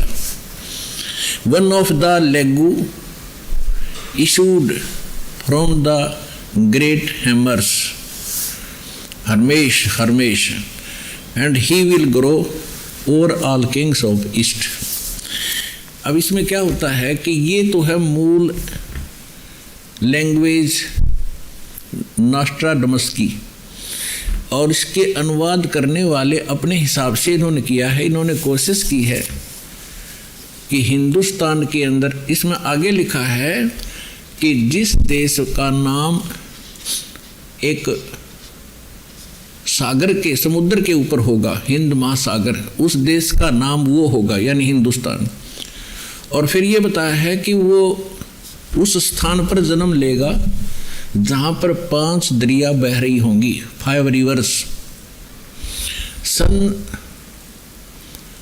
1555 में नॉस्ट्रेडमस जी ने ये भविष्यवाणी की है। और उसके बाद की बताई है कि सन 2006 में एक हिंदू नेता अचानक प्रकाश में आवेगा। उस समय उसकी आयु 50 और 60 वर्ष के बीच होगी। इस दास का जन्म 8 सितंबर सन 1951 को हुआ। ठीक 2006 में ये दास 55 वर्ष का था। उसके बाद और भी बहुत सी भविष्यवाणियां उन्होंने की हैं कि वो एक ऐसा ज्ञान डिस्कवर करेगा जो अद्वितीय होगा। ये देखिएगा, world victorious sant, the prophecy of Nostradamus about Sant Rampal ji.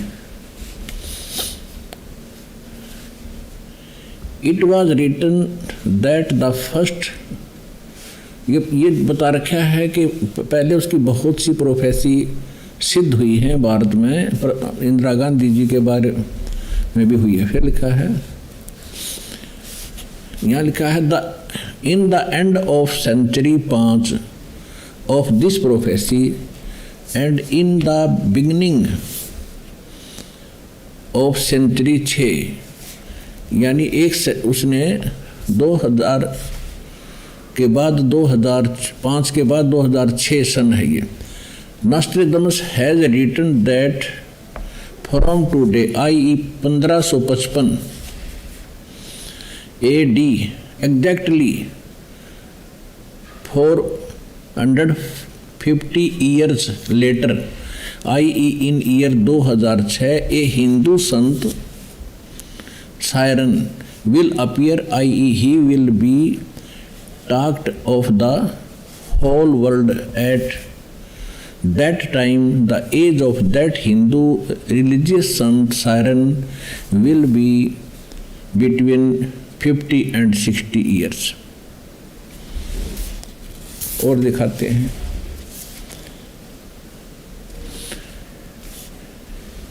making everyone follow the same rule, regulation and discipline. He will bring them on the true path. I, in Nostradamus, prove one thing indisputably, that Siren, यानी religious leader, will discover a new knowledge. He will neither be Christian, वो न तो Christian होगा कभी भी, वो न Christian हरगिज नहीं होगा, नॉर ए मुस्लिम, ना वो मुस्लिम होगा, nor a Jew, he will definitely be Hindu. He will be more intelligent than the former religious leaders and he will be invisible.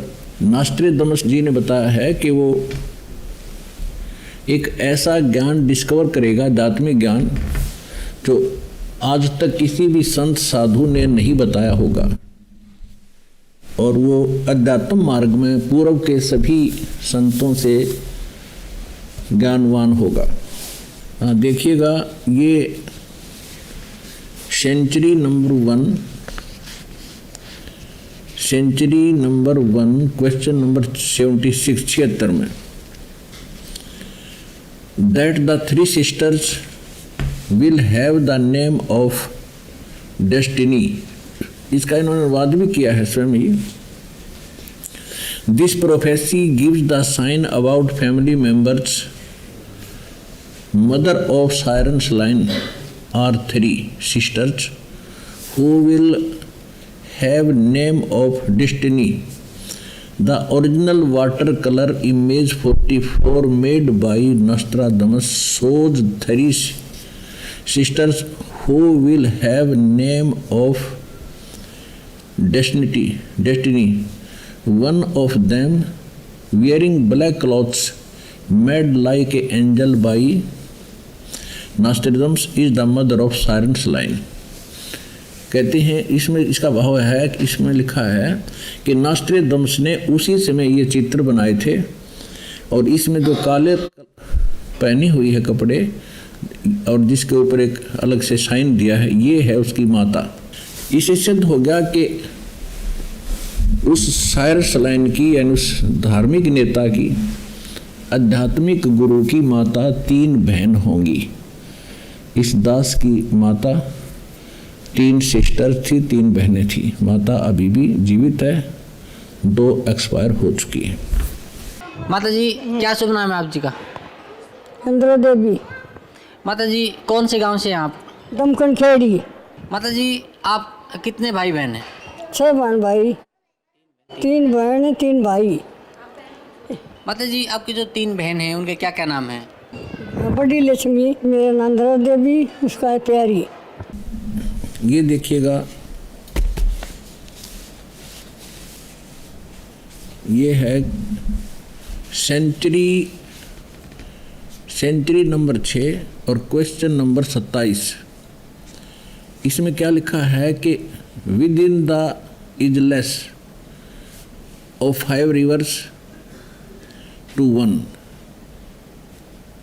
इसका इन्होंने नीचे अनुवाद किया है, another sign 5 rivers to 1 is the Punjab state of India where 5 rivers follows and it is named on the even century 10 question 75 में pros. ये तो ये कहना चाहा है इसने कि अनुवाद करता, जैसे गीता जी के जो मूल पाठ में लिखा है उसका अर्थ कुछ और है, अनुवाद करता उसमें जैसा भी उसकी अपनी बुद्धि कहाँ काम कर रही है उतना ही बता रहा है। अब इसमें उसने ये कहा है, नॉस्ट्रेडमस ने आपने पढ़ा था कि सन 2006 में वो सायरन सलाइन को इन्होंने आगे बताया है। उसका अर्थ क्या बनता है? सायरन माने पूरे विश्व का, और सलाइन का अर्थ लिखा है इसके अंदर कि एक चांद का देवता। ये ग्रीक भाषा लैंग्वेज का वर्ड है सलाइन, यानी एक सुंदर प्रकाश, शीतल प्रकाश का देवता, यानी सबको अच्छा ज्ञान, भाईचारा बढ़ाने वाला, यथार्थ ज्ञान देने वाला जो देवता यानी एक महापुरुष, उसके विषय में सलाइन शब्द का ये अर्थ बताया। अब इसमें क्या लिखा है? सन 2006 में उसकी उम्र 50 और 60 के बीच होगी, यानी 55 वर्ष के आसपास होगा। आगे क्या लिखा है देखना। ये 5 रिवर के बारे में बताया है, जहाँ 5 दरिया बह रही होंगी। ये देखिएगा, सायरन सलाइन का भी उन्होंने डिफाइन किया है, इसको विश्लेषण किया है। Chyren a term used in France at the time of Nostradamus for whole universe, यानी पूरा संसार के लिए। And a Selene is name of Greek goddess of moon, यानी सलाइना जो शब्द है ये एक चांद की देवी के विषय में कहा है, यानी एक देवता के बारे में कहा है, इसलिए सलाइन कहा है उसको। तो सायरन सलाइन मीन्स पूरे विश्व को एक विशेष ज्ञान प्रदान करने वाला देव, महापुरुष, अच्छी आत्मा। गॉडेस माने अच्छी आत्मा। नॉस्ट्रेडमस की भविष्यवाणी को इन्होंने ट्रांसलेट किया है, वो इस प्रकार देखिएगा। Punjab, the word Punjab is a combination of the Indo Iranian words पंथ 5 एंड आब माने water. Thus the land of 5 rivers. The 5 rivers are the tributaries of the Indus river, namely Chenab, Jhelum, Ravi, Beas and Sutlej. इसका कहने का भाव ये है कि जिस स्टेट में, जिस स्थान पर 5 दरिया बहती हों वहाँ पर उसका जन्म होगा। और पुण्यात्माओं, बाही बाल्य वाली जन्म साखी में आप जी ने पढ़ा था कि एक समय श्री नानक देव साहब जी के साथ बाला और मर्दाना भक्त प्रहलाद के लोक में गए, तो वहाँ मर्दाना के पूछने पर भक्त प्रहलाद ने बताया कि यहाँ मेरे इस लोक में केवल 3 महापुरुष आ सकते हैं। नंबर 1 परमेश्वर कबीर जी, वो आ चुके हैं। दूसरे ये नानक देव जी, दूसरे ये नानक देव जी, और एक और आएगा, फिर ना यहाँ कोई पहले आया है ना आगे आ सकेगा, और जो यहाँ मेरे लोक में और आवेगा वो इन्हीं महापुरुषों जैसा महान होगा, परमेश्वर कबीर जी जैसा और श्री गुरु नानक देव जी जैसा। तो मर्दाना ने पूछा कि कब आएगा वो और किस पृथ्वी पर आएगा, किस धरती पर आएगा। तब प्रहलाद भगत ने कहा कि नानक साहब जी के यहाँ से जाने के बाद सैकड़ों वर्ष की बाद आएगा और पंजाब की पृथ्वी पर, धरती पर जन्म लेगा। फिर मर्दाना ने पूछा कि कबीर जी दुल्हा थे, नानक जी खत्री हैं, वो कौन सी जाति से होगा। तो प्रहलाद ने बताया कि वो जाट जाति से होगा। एक बार फिर पढ़िए भाई बाला वाली जन्म साखी, आपको क्लियर हो जाएगा। नानक साहब जी के साथ मर्दाना जी एक बार प्रहलाद जी के लोक में चले गए, जो यहाँ से लगभग लाखों किलोमीटर है। ये देखिएगा, ये वही जन्म साखी है भाई बाला वाली, ये जन्म साखी है भाई बाला वाली। ये आपको पहले भी दिखाई थी। अब इसके आपको दिखाते हैं 272 पृष्ठ पे।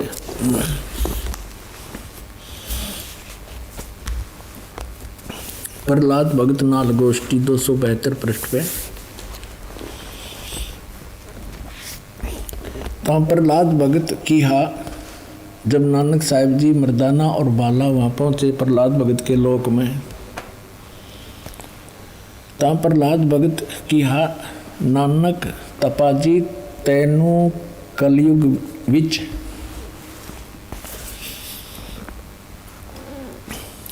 राम जी ने बड़ा भगत कीता है, अतः आपके संजोग आपकी संगति से बहुतियाँ का उपकार होएगा। तेरी श्री राम ने वड्डी नदर खोली है, तेरा वड्डा प्रताप होएगा। इस कलयुग विच अगे कबीर भगत ऐथे आया है। अब देखो, बिना ज्ञान के भगवान को तो भगत कह रहा प्रहलाद जी, कबीर भगत इथे आया है, यहाँ पर आया है, अति जा आपको कर्ता ने आंदा है, यहाँ भेजा है। भा मर्दाने आंदा है, ता मर्दाने पूछिया प्रहलाद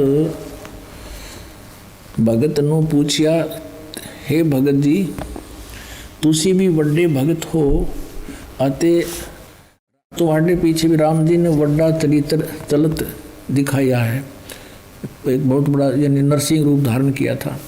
तेरी राम जी ने वड्डी नदर खोली है। भगत जी ऐथे होर कोई भी पहुँचिया है कि कबीर अते नानक तपाजी ही पहुँचिया है। ता प्रहलाद भगत बोलिया, भाई नानक तपे पासों पूछ ले और भी आवसी के ना आवसी, या कोई और आओगा कि नहीं आओगा। कोई ता भगत मर्दान ने किया, जी तुसी वड्डे भगत हो, अगली ते पिछली सब आपनो सतयुग थी, सतयुग तक आदि लेकर मालूम है। ता प्रहलाद भगत ने कहा कि सुन भाई, इस जी हा कोई होएगा ता ऐथे पहुँचेगा। यानी नानक जी जैसा कोई होगा या तो यहाँ पर पहुँचेगा। होरस दा ऐथे पहुँचण दा काम नहीं, होर आगे वड्डे वड्डे भगत होए हन अते होणगे पर पहुँचिया कोई नहीं। ता फिर मर्दा ने पूछिया जी ऊ कद होए सी और किते नेड़े जुग विच होसी, यानी वो कब होसी और को नेड़े तेड़े होगा या नज़दीकी होसी। ता प्रहलाद भगत की हा सुन भाई कलयुग विच होएगा और जद नानक तपा सचखंड जावेगा ता उस तो पीछे ये लिखा 100 वर्ष वरे, यहाँ लिखना यहाँ बोला था उसने सैकड़ों वर्ष के बाद, यहाँ इन्होंने वहाँ फिर 100 लिखना था, इसमें बस एक पर मात्रा होती 100 हो जाता, यहाँ पर 100 वर्ष, ये 100 वर्ष लिख दिया इन्होंने। होसी 100 वरे होसी अते एन्हा तेहा ते बगैर होर कोई ना आवसी, यानी इन तीना के बिना यहाँ पर कोई नहीं आ सकता। ता मर्दान ने पूछिया जी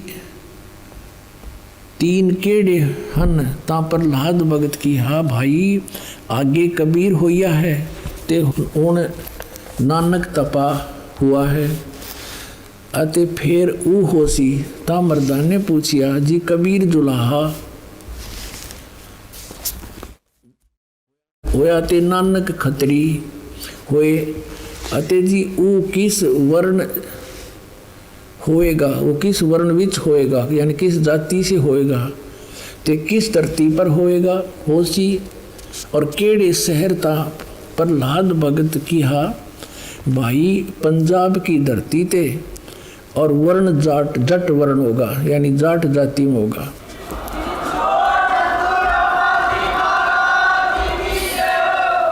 और शहर बटाले, यो बरवाले का बटाला लिख दिया ना, यो था बरवाला, बरवाले में उसी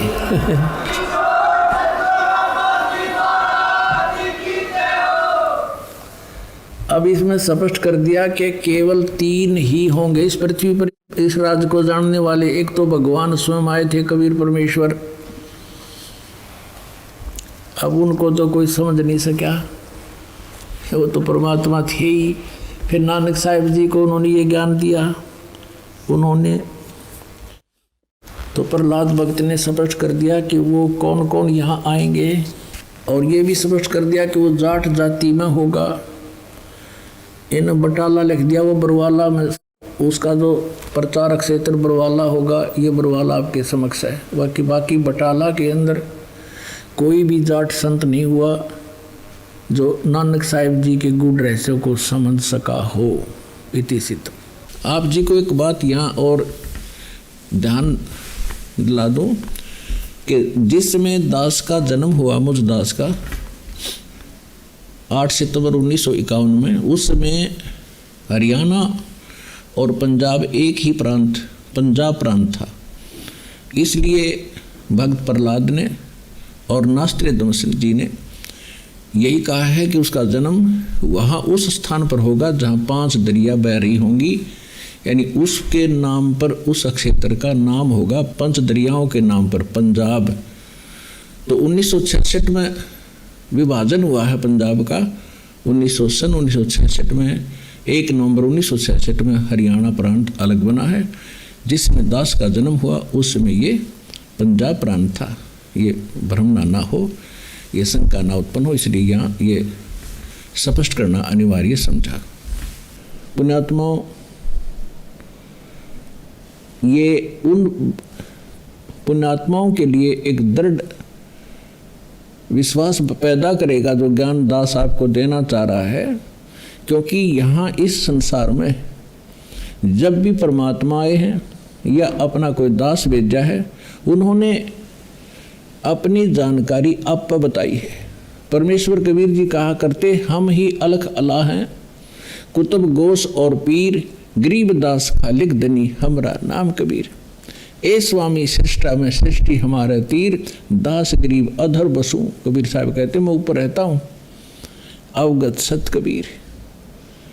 तो अपनी जानकारी स्वयं देनी पड़ती है। और पुण्यात्माओं, आपके को एक दृढ़ विश्वास होगा कि हम जहाँ लगे हैं वो यथार्थ स्थान है, पूरा विश्व जागेगा और इस मार्ग पर लगेगा और सबका उद्धार होगा। ये आपके समक्ष जिस महापुरुष के विषय में सभी महापुरुषों ने, भविष्य वक्ताओं ने कहा, और जय गुरुदेव पंथ के प्रवर्तक श्री तुलसीदास जी ने तो डेट ऑफ बर्थ भी बता रखी है कि वो महापुरुष 7 सितंबर 1971 को 20 वर्ष का हो चुका है। तो इससे स्पष्ट है, पुण्यात्माओं देर ना करो, ये समय बार बार नहीं मिलेगा और ये समय ऐसे व्यर्थ करने का नहीं है। मानुष जन्म दुर्लभ है, मिला न बारंबार, और तब से पत्ता टूट गिरे बहुत न लग गए डार। आइए अब हम उन श्रद्धालुओं के अनुभव जानते हैं जो जगत गुरु तत्वदर्शी संत रामपाल जी महाराज जी से दीक्षा प्राप्त कर चुके हैं तथा उनके द्वारा बताए गए भक्ति मार्ग पर चल रहे हैं। नमस्कार जी। नमस्कार। क्या नाम है जी आपका? चंदन शाह। चंदन जी, आप कहाँ के रहने वाले हैं? दिल्ली सोनिया विहार। संत रामपाल जी महाराज से नाम दीक्षा आपने कब ली? 28 अगस्त 2017। चंदन जी, संत रामपाल जी महाराज की शरण में आने से पहले आप क्या भक्ति साधना करते थे? हिंदू धर्म में प्रचलित सभी देवी देवताओं की भक्ति किया करते थे। जैसे काली माँ की हम इष्ट मान के उनकी पूजा किया करते थे। और बाकी जैसे मम्मी पापा कहा करते थे कि आज बेटा रविवार है, आज जाओ आप शिव जी को जल चढ़ाए आओ, तो जाते थे। जो जो हमें कहा जाता था हम सभी भक्ति साधनाएं करते थे। बल्कि हमें ये भी नहीं पता था कि लाभ कहते किसे हैं, क्योंकि इन लोगों का विधान है, इन देवी देवताओं का, कि जैसा कर्म करेगा वैसा ही ये दंड देंगे या हमें वैसा ही परिणाम देंगे। तो ना ही तो ये हमें सुख दे सकते थे, ना ही कोई अन्य लाभ दे सकते थे। जैसा हम कर्म करते थे वैसा ही ये दे सकते थे। इस वजह से हम जैसा कर्म करते थे हमें प्रारब्ध प्राप्त होता था। जैसे मेरी मम्मी को बहुत पुराना कमर का दर्द रहता था, वो तमाम डॉक्टरों से दिखाया, तमाम MRI करवाए, एक्सरे करवाए, पर कहीं से लाभ प्राप्त नहीं हुआ, क्योंकि वो सही नहीं हो रहा था। बहुत जगह हमने धक्के खाए। फिर उसके बाद मम्मी ने अंत में जाके मम्मी ने हार मान ली कि अब फिर मम्मी को किसी ने बताया कि ये एक गुरु हैं जय गुरुदेव जी, आप उनके पास जाइए, वहाँ से सही होगा। तो मम्मी ने उनसे नाम भी लिया, और लेकिन वो भी करते करते मम्मी को कोई लाभ प्राप्त नहीं हुआ। उनकी भी भक्ति मम्मी अभी तक करती आ रही थी।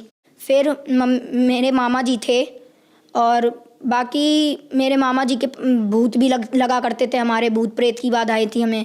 हमारे घर में काफ़ी भूत प्रेत की बाधाएं थी, जिनसे हमारे घर में हमारे नाना जी ख़त्म हो गए, दादाजी, ऐसे करते करते हमारे सारे बुज़ुर्ग ख़त्म होते जा रहे थे। भूत प्रेत की ज़्यादा बाधाएं थी हमारे घर में। और बाकी मेरी बहन की तबीयत ख़राब रहती थी, काफ़ी कमज़ोर थी वो, उसकी कभी पैरों की नस चलने लग जाती तो उसे अस्पताल लेके भागना पड़े। हफ्ते में कम से कम 4 दिन तो अस्पताल में बीतते थे हमारे।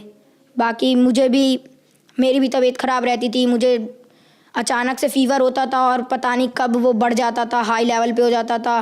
और संत रामपाल जी महाराज से जुड़ने से पहले मुझे टाइफाइड हो गया।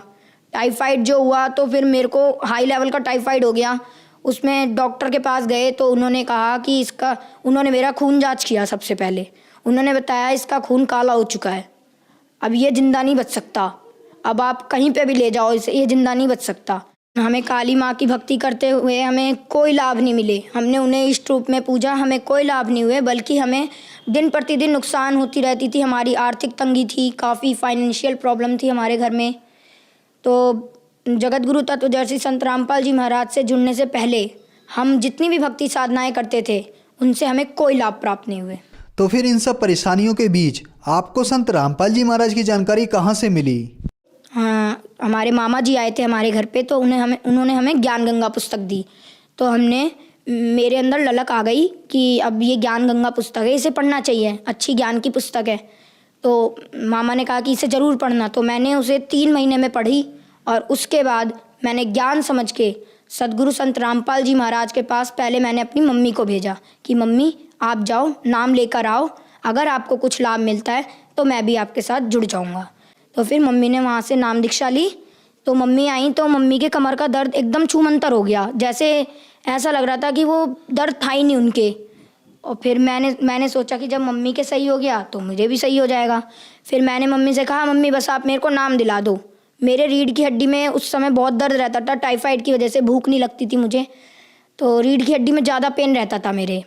मैं बेड पे पड़ा रहता था। और फिर उस दिन जिस दिन नाम लेने जाना था 28 अगस्त को 2017 में, तो मैं उस दिन 5 किलोमीटर साइकिल अकेले चला के लोनी तक गया था।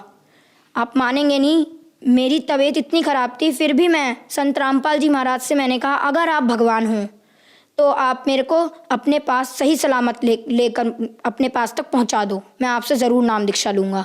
और फिर जब मैं वहाँ तक गया, मेरे कमर का दर्द बिल्कुल ख़त्म हो गया नाम लेने से पहले। तो ऐसे करके हमने वहाँ पे सदगुरु रामपाल जी महाराज से नाम दीक्षा ले ली। चंदन, हमने सुना है कि संत रामपाल जी महाराज से नाम दीक्षा लेने के बाद श्रद्धालुओं को बहुत सारे लाभ प्राप्त होते हैं, तो क्या संत रामपाल जी महाराज से नाम दीक्षा लेने के बाद आपको भी कोई लाभ प्राप्त हुए?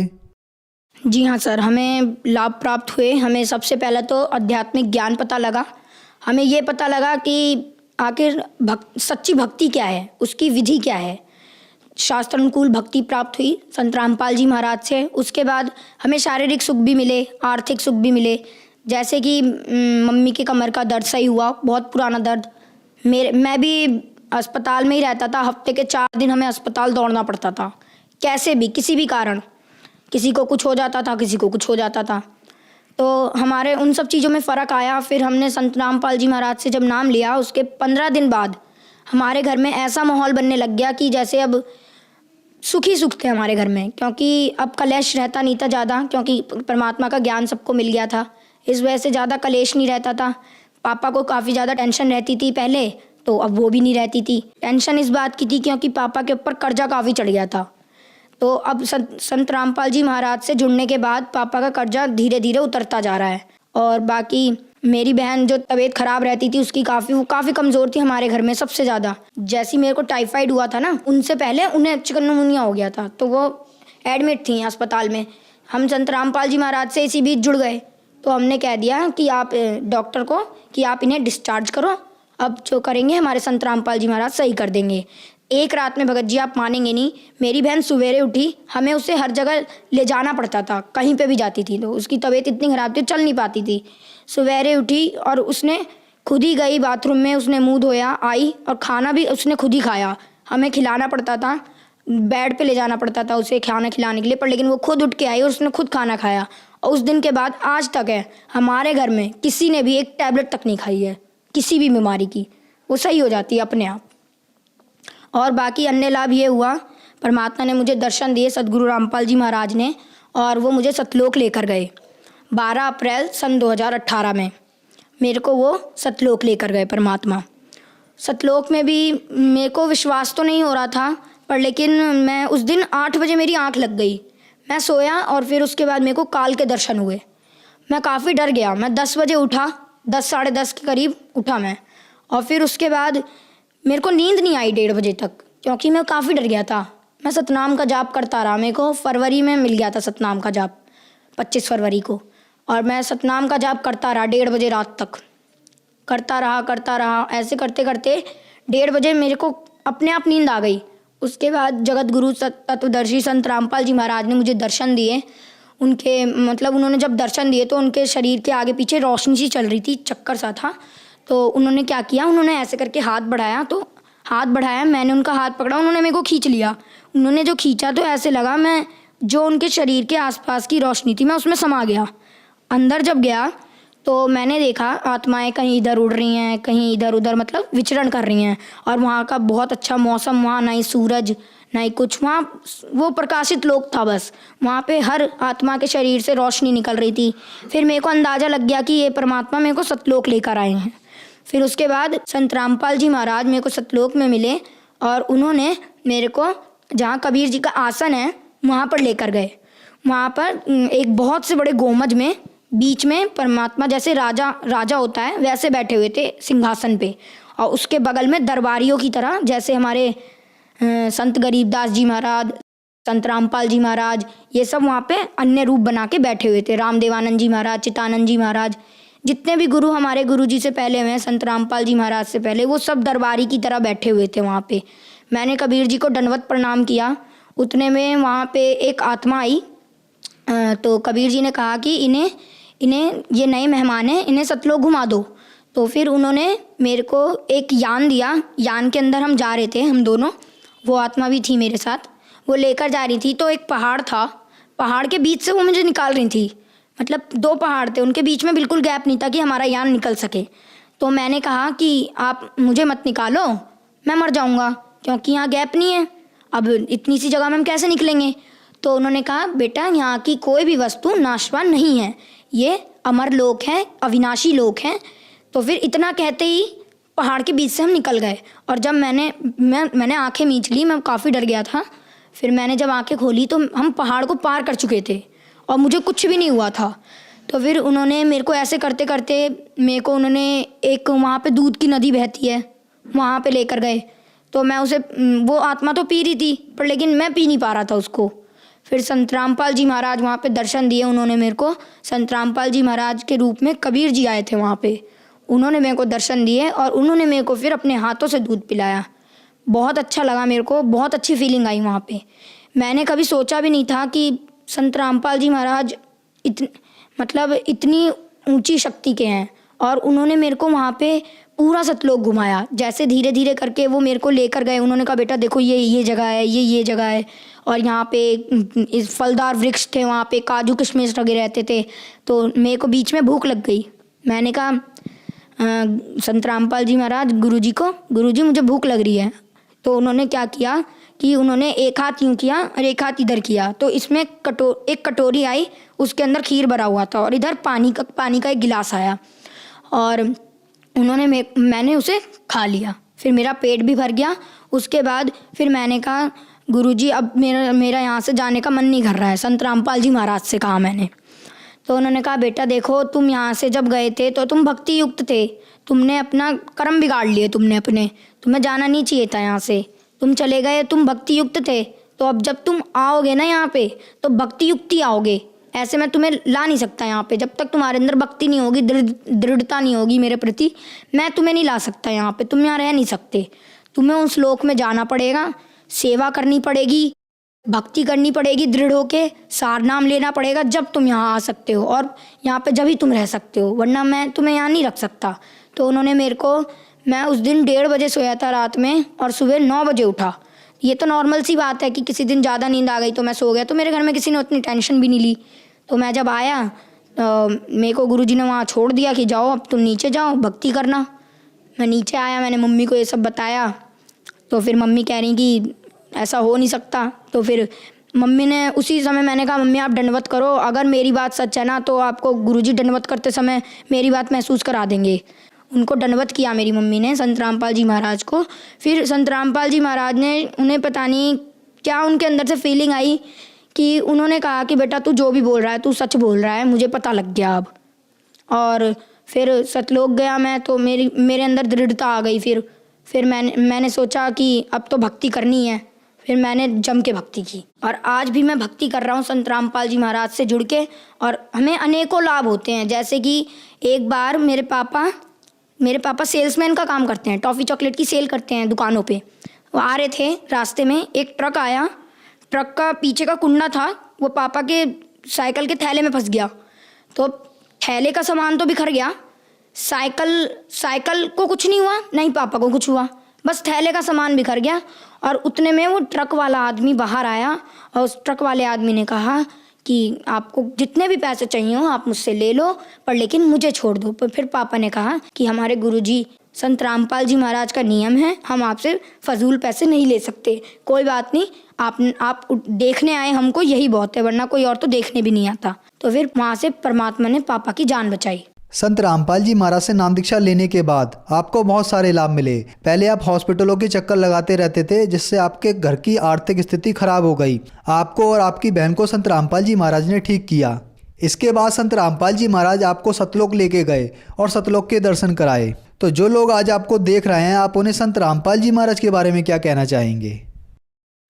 देखिए, मैं संत रामपाल जी महाराज के बारे में जितना कह सके उतना ही कम है, क्योंकि ये एक परमात्मा के स्वरूप हैं और ये कलयुग में उतरे हैं हमारे मुक्तिदाता के रूप में। ये राइट टाइम है, आप आइए, भक्ति कीजिए और पार हो जाइए। मैं संदेश तो दे नहीं सकता, पर लेकिन मेरी रिक्वेस्ट है आप सभी से, ऑल सिटीजन से, कि आप आइए। ये राइट वे ऑफ वर्शिप देते हैं संत रामपाल जी महाराज, सबसे अच्छा तरीका वर्शिप का, और प्रमाणित भक्ति देते हैं विद प्रूफ। हर चीज़ को वो प्रूफ के साथ बताते हैं। तो आप आइए, संत रामपाल जी महाराज से नाम दीक्षा लीजिए और अपना कल्याण करवाइए। चंदन, संत रामपाल जी महाराज से नाम दीक्षा कैसे ले सकते हैं? संत रामपाल जी महाराज से दीक्षा लेना काफ़ी आसान है। जैसे कि संत रामपाल जी महाराज के विभिन्न चैनलों पे सत्संग चलते हैं, उसके नीचे एक पट्टी चलती है, उस पर सतलोक आश्रम के कॉन्टैक्ट नंबर्स आते हैं। उनमें आप कांटेक्ट करके उन भक्तों से अपना नज़दीकी नामदान केंद्र का पता जान सकते हैं। धन्यवाद। धन्यवाद।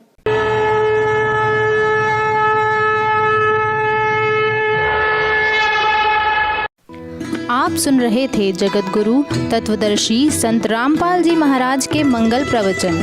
अधिक जानकारी के लिए संपर्क करें 8222-880-541, 8222-880-542, 8222-880-543, 8222-880-544। हमारी वेबसाइट है www.jagatgururampalji.org।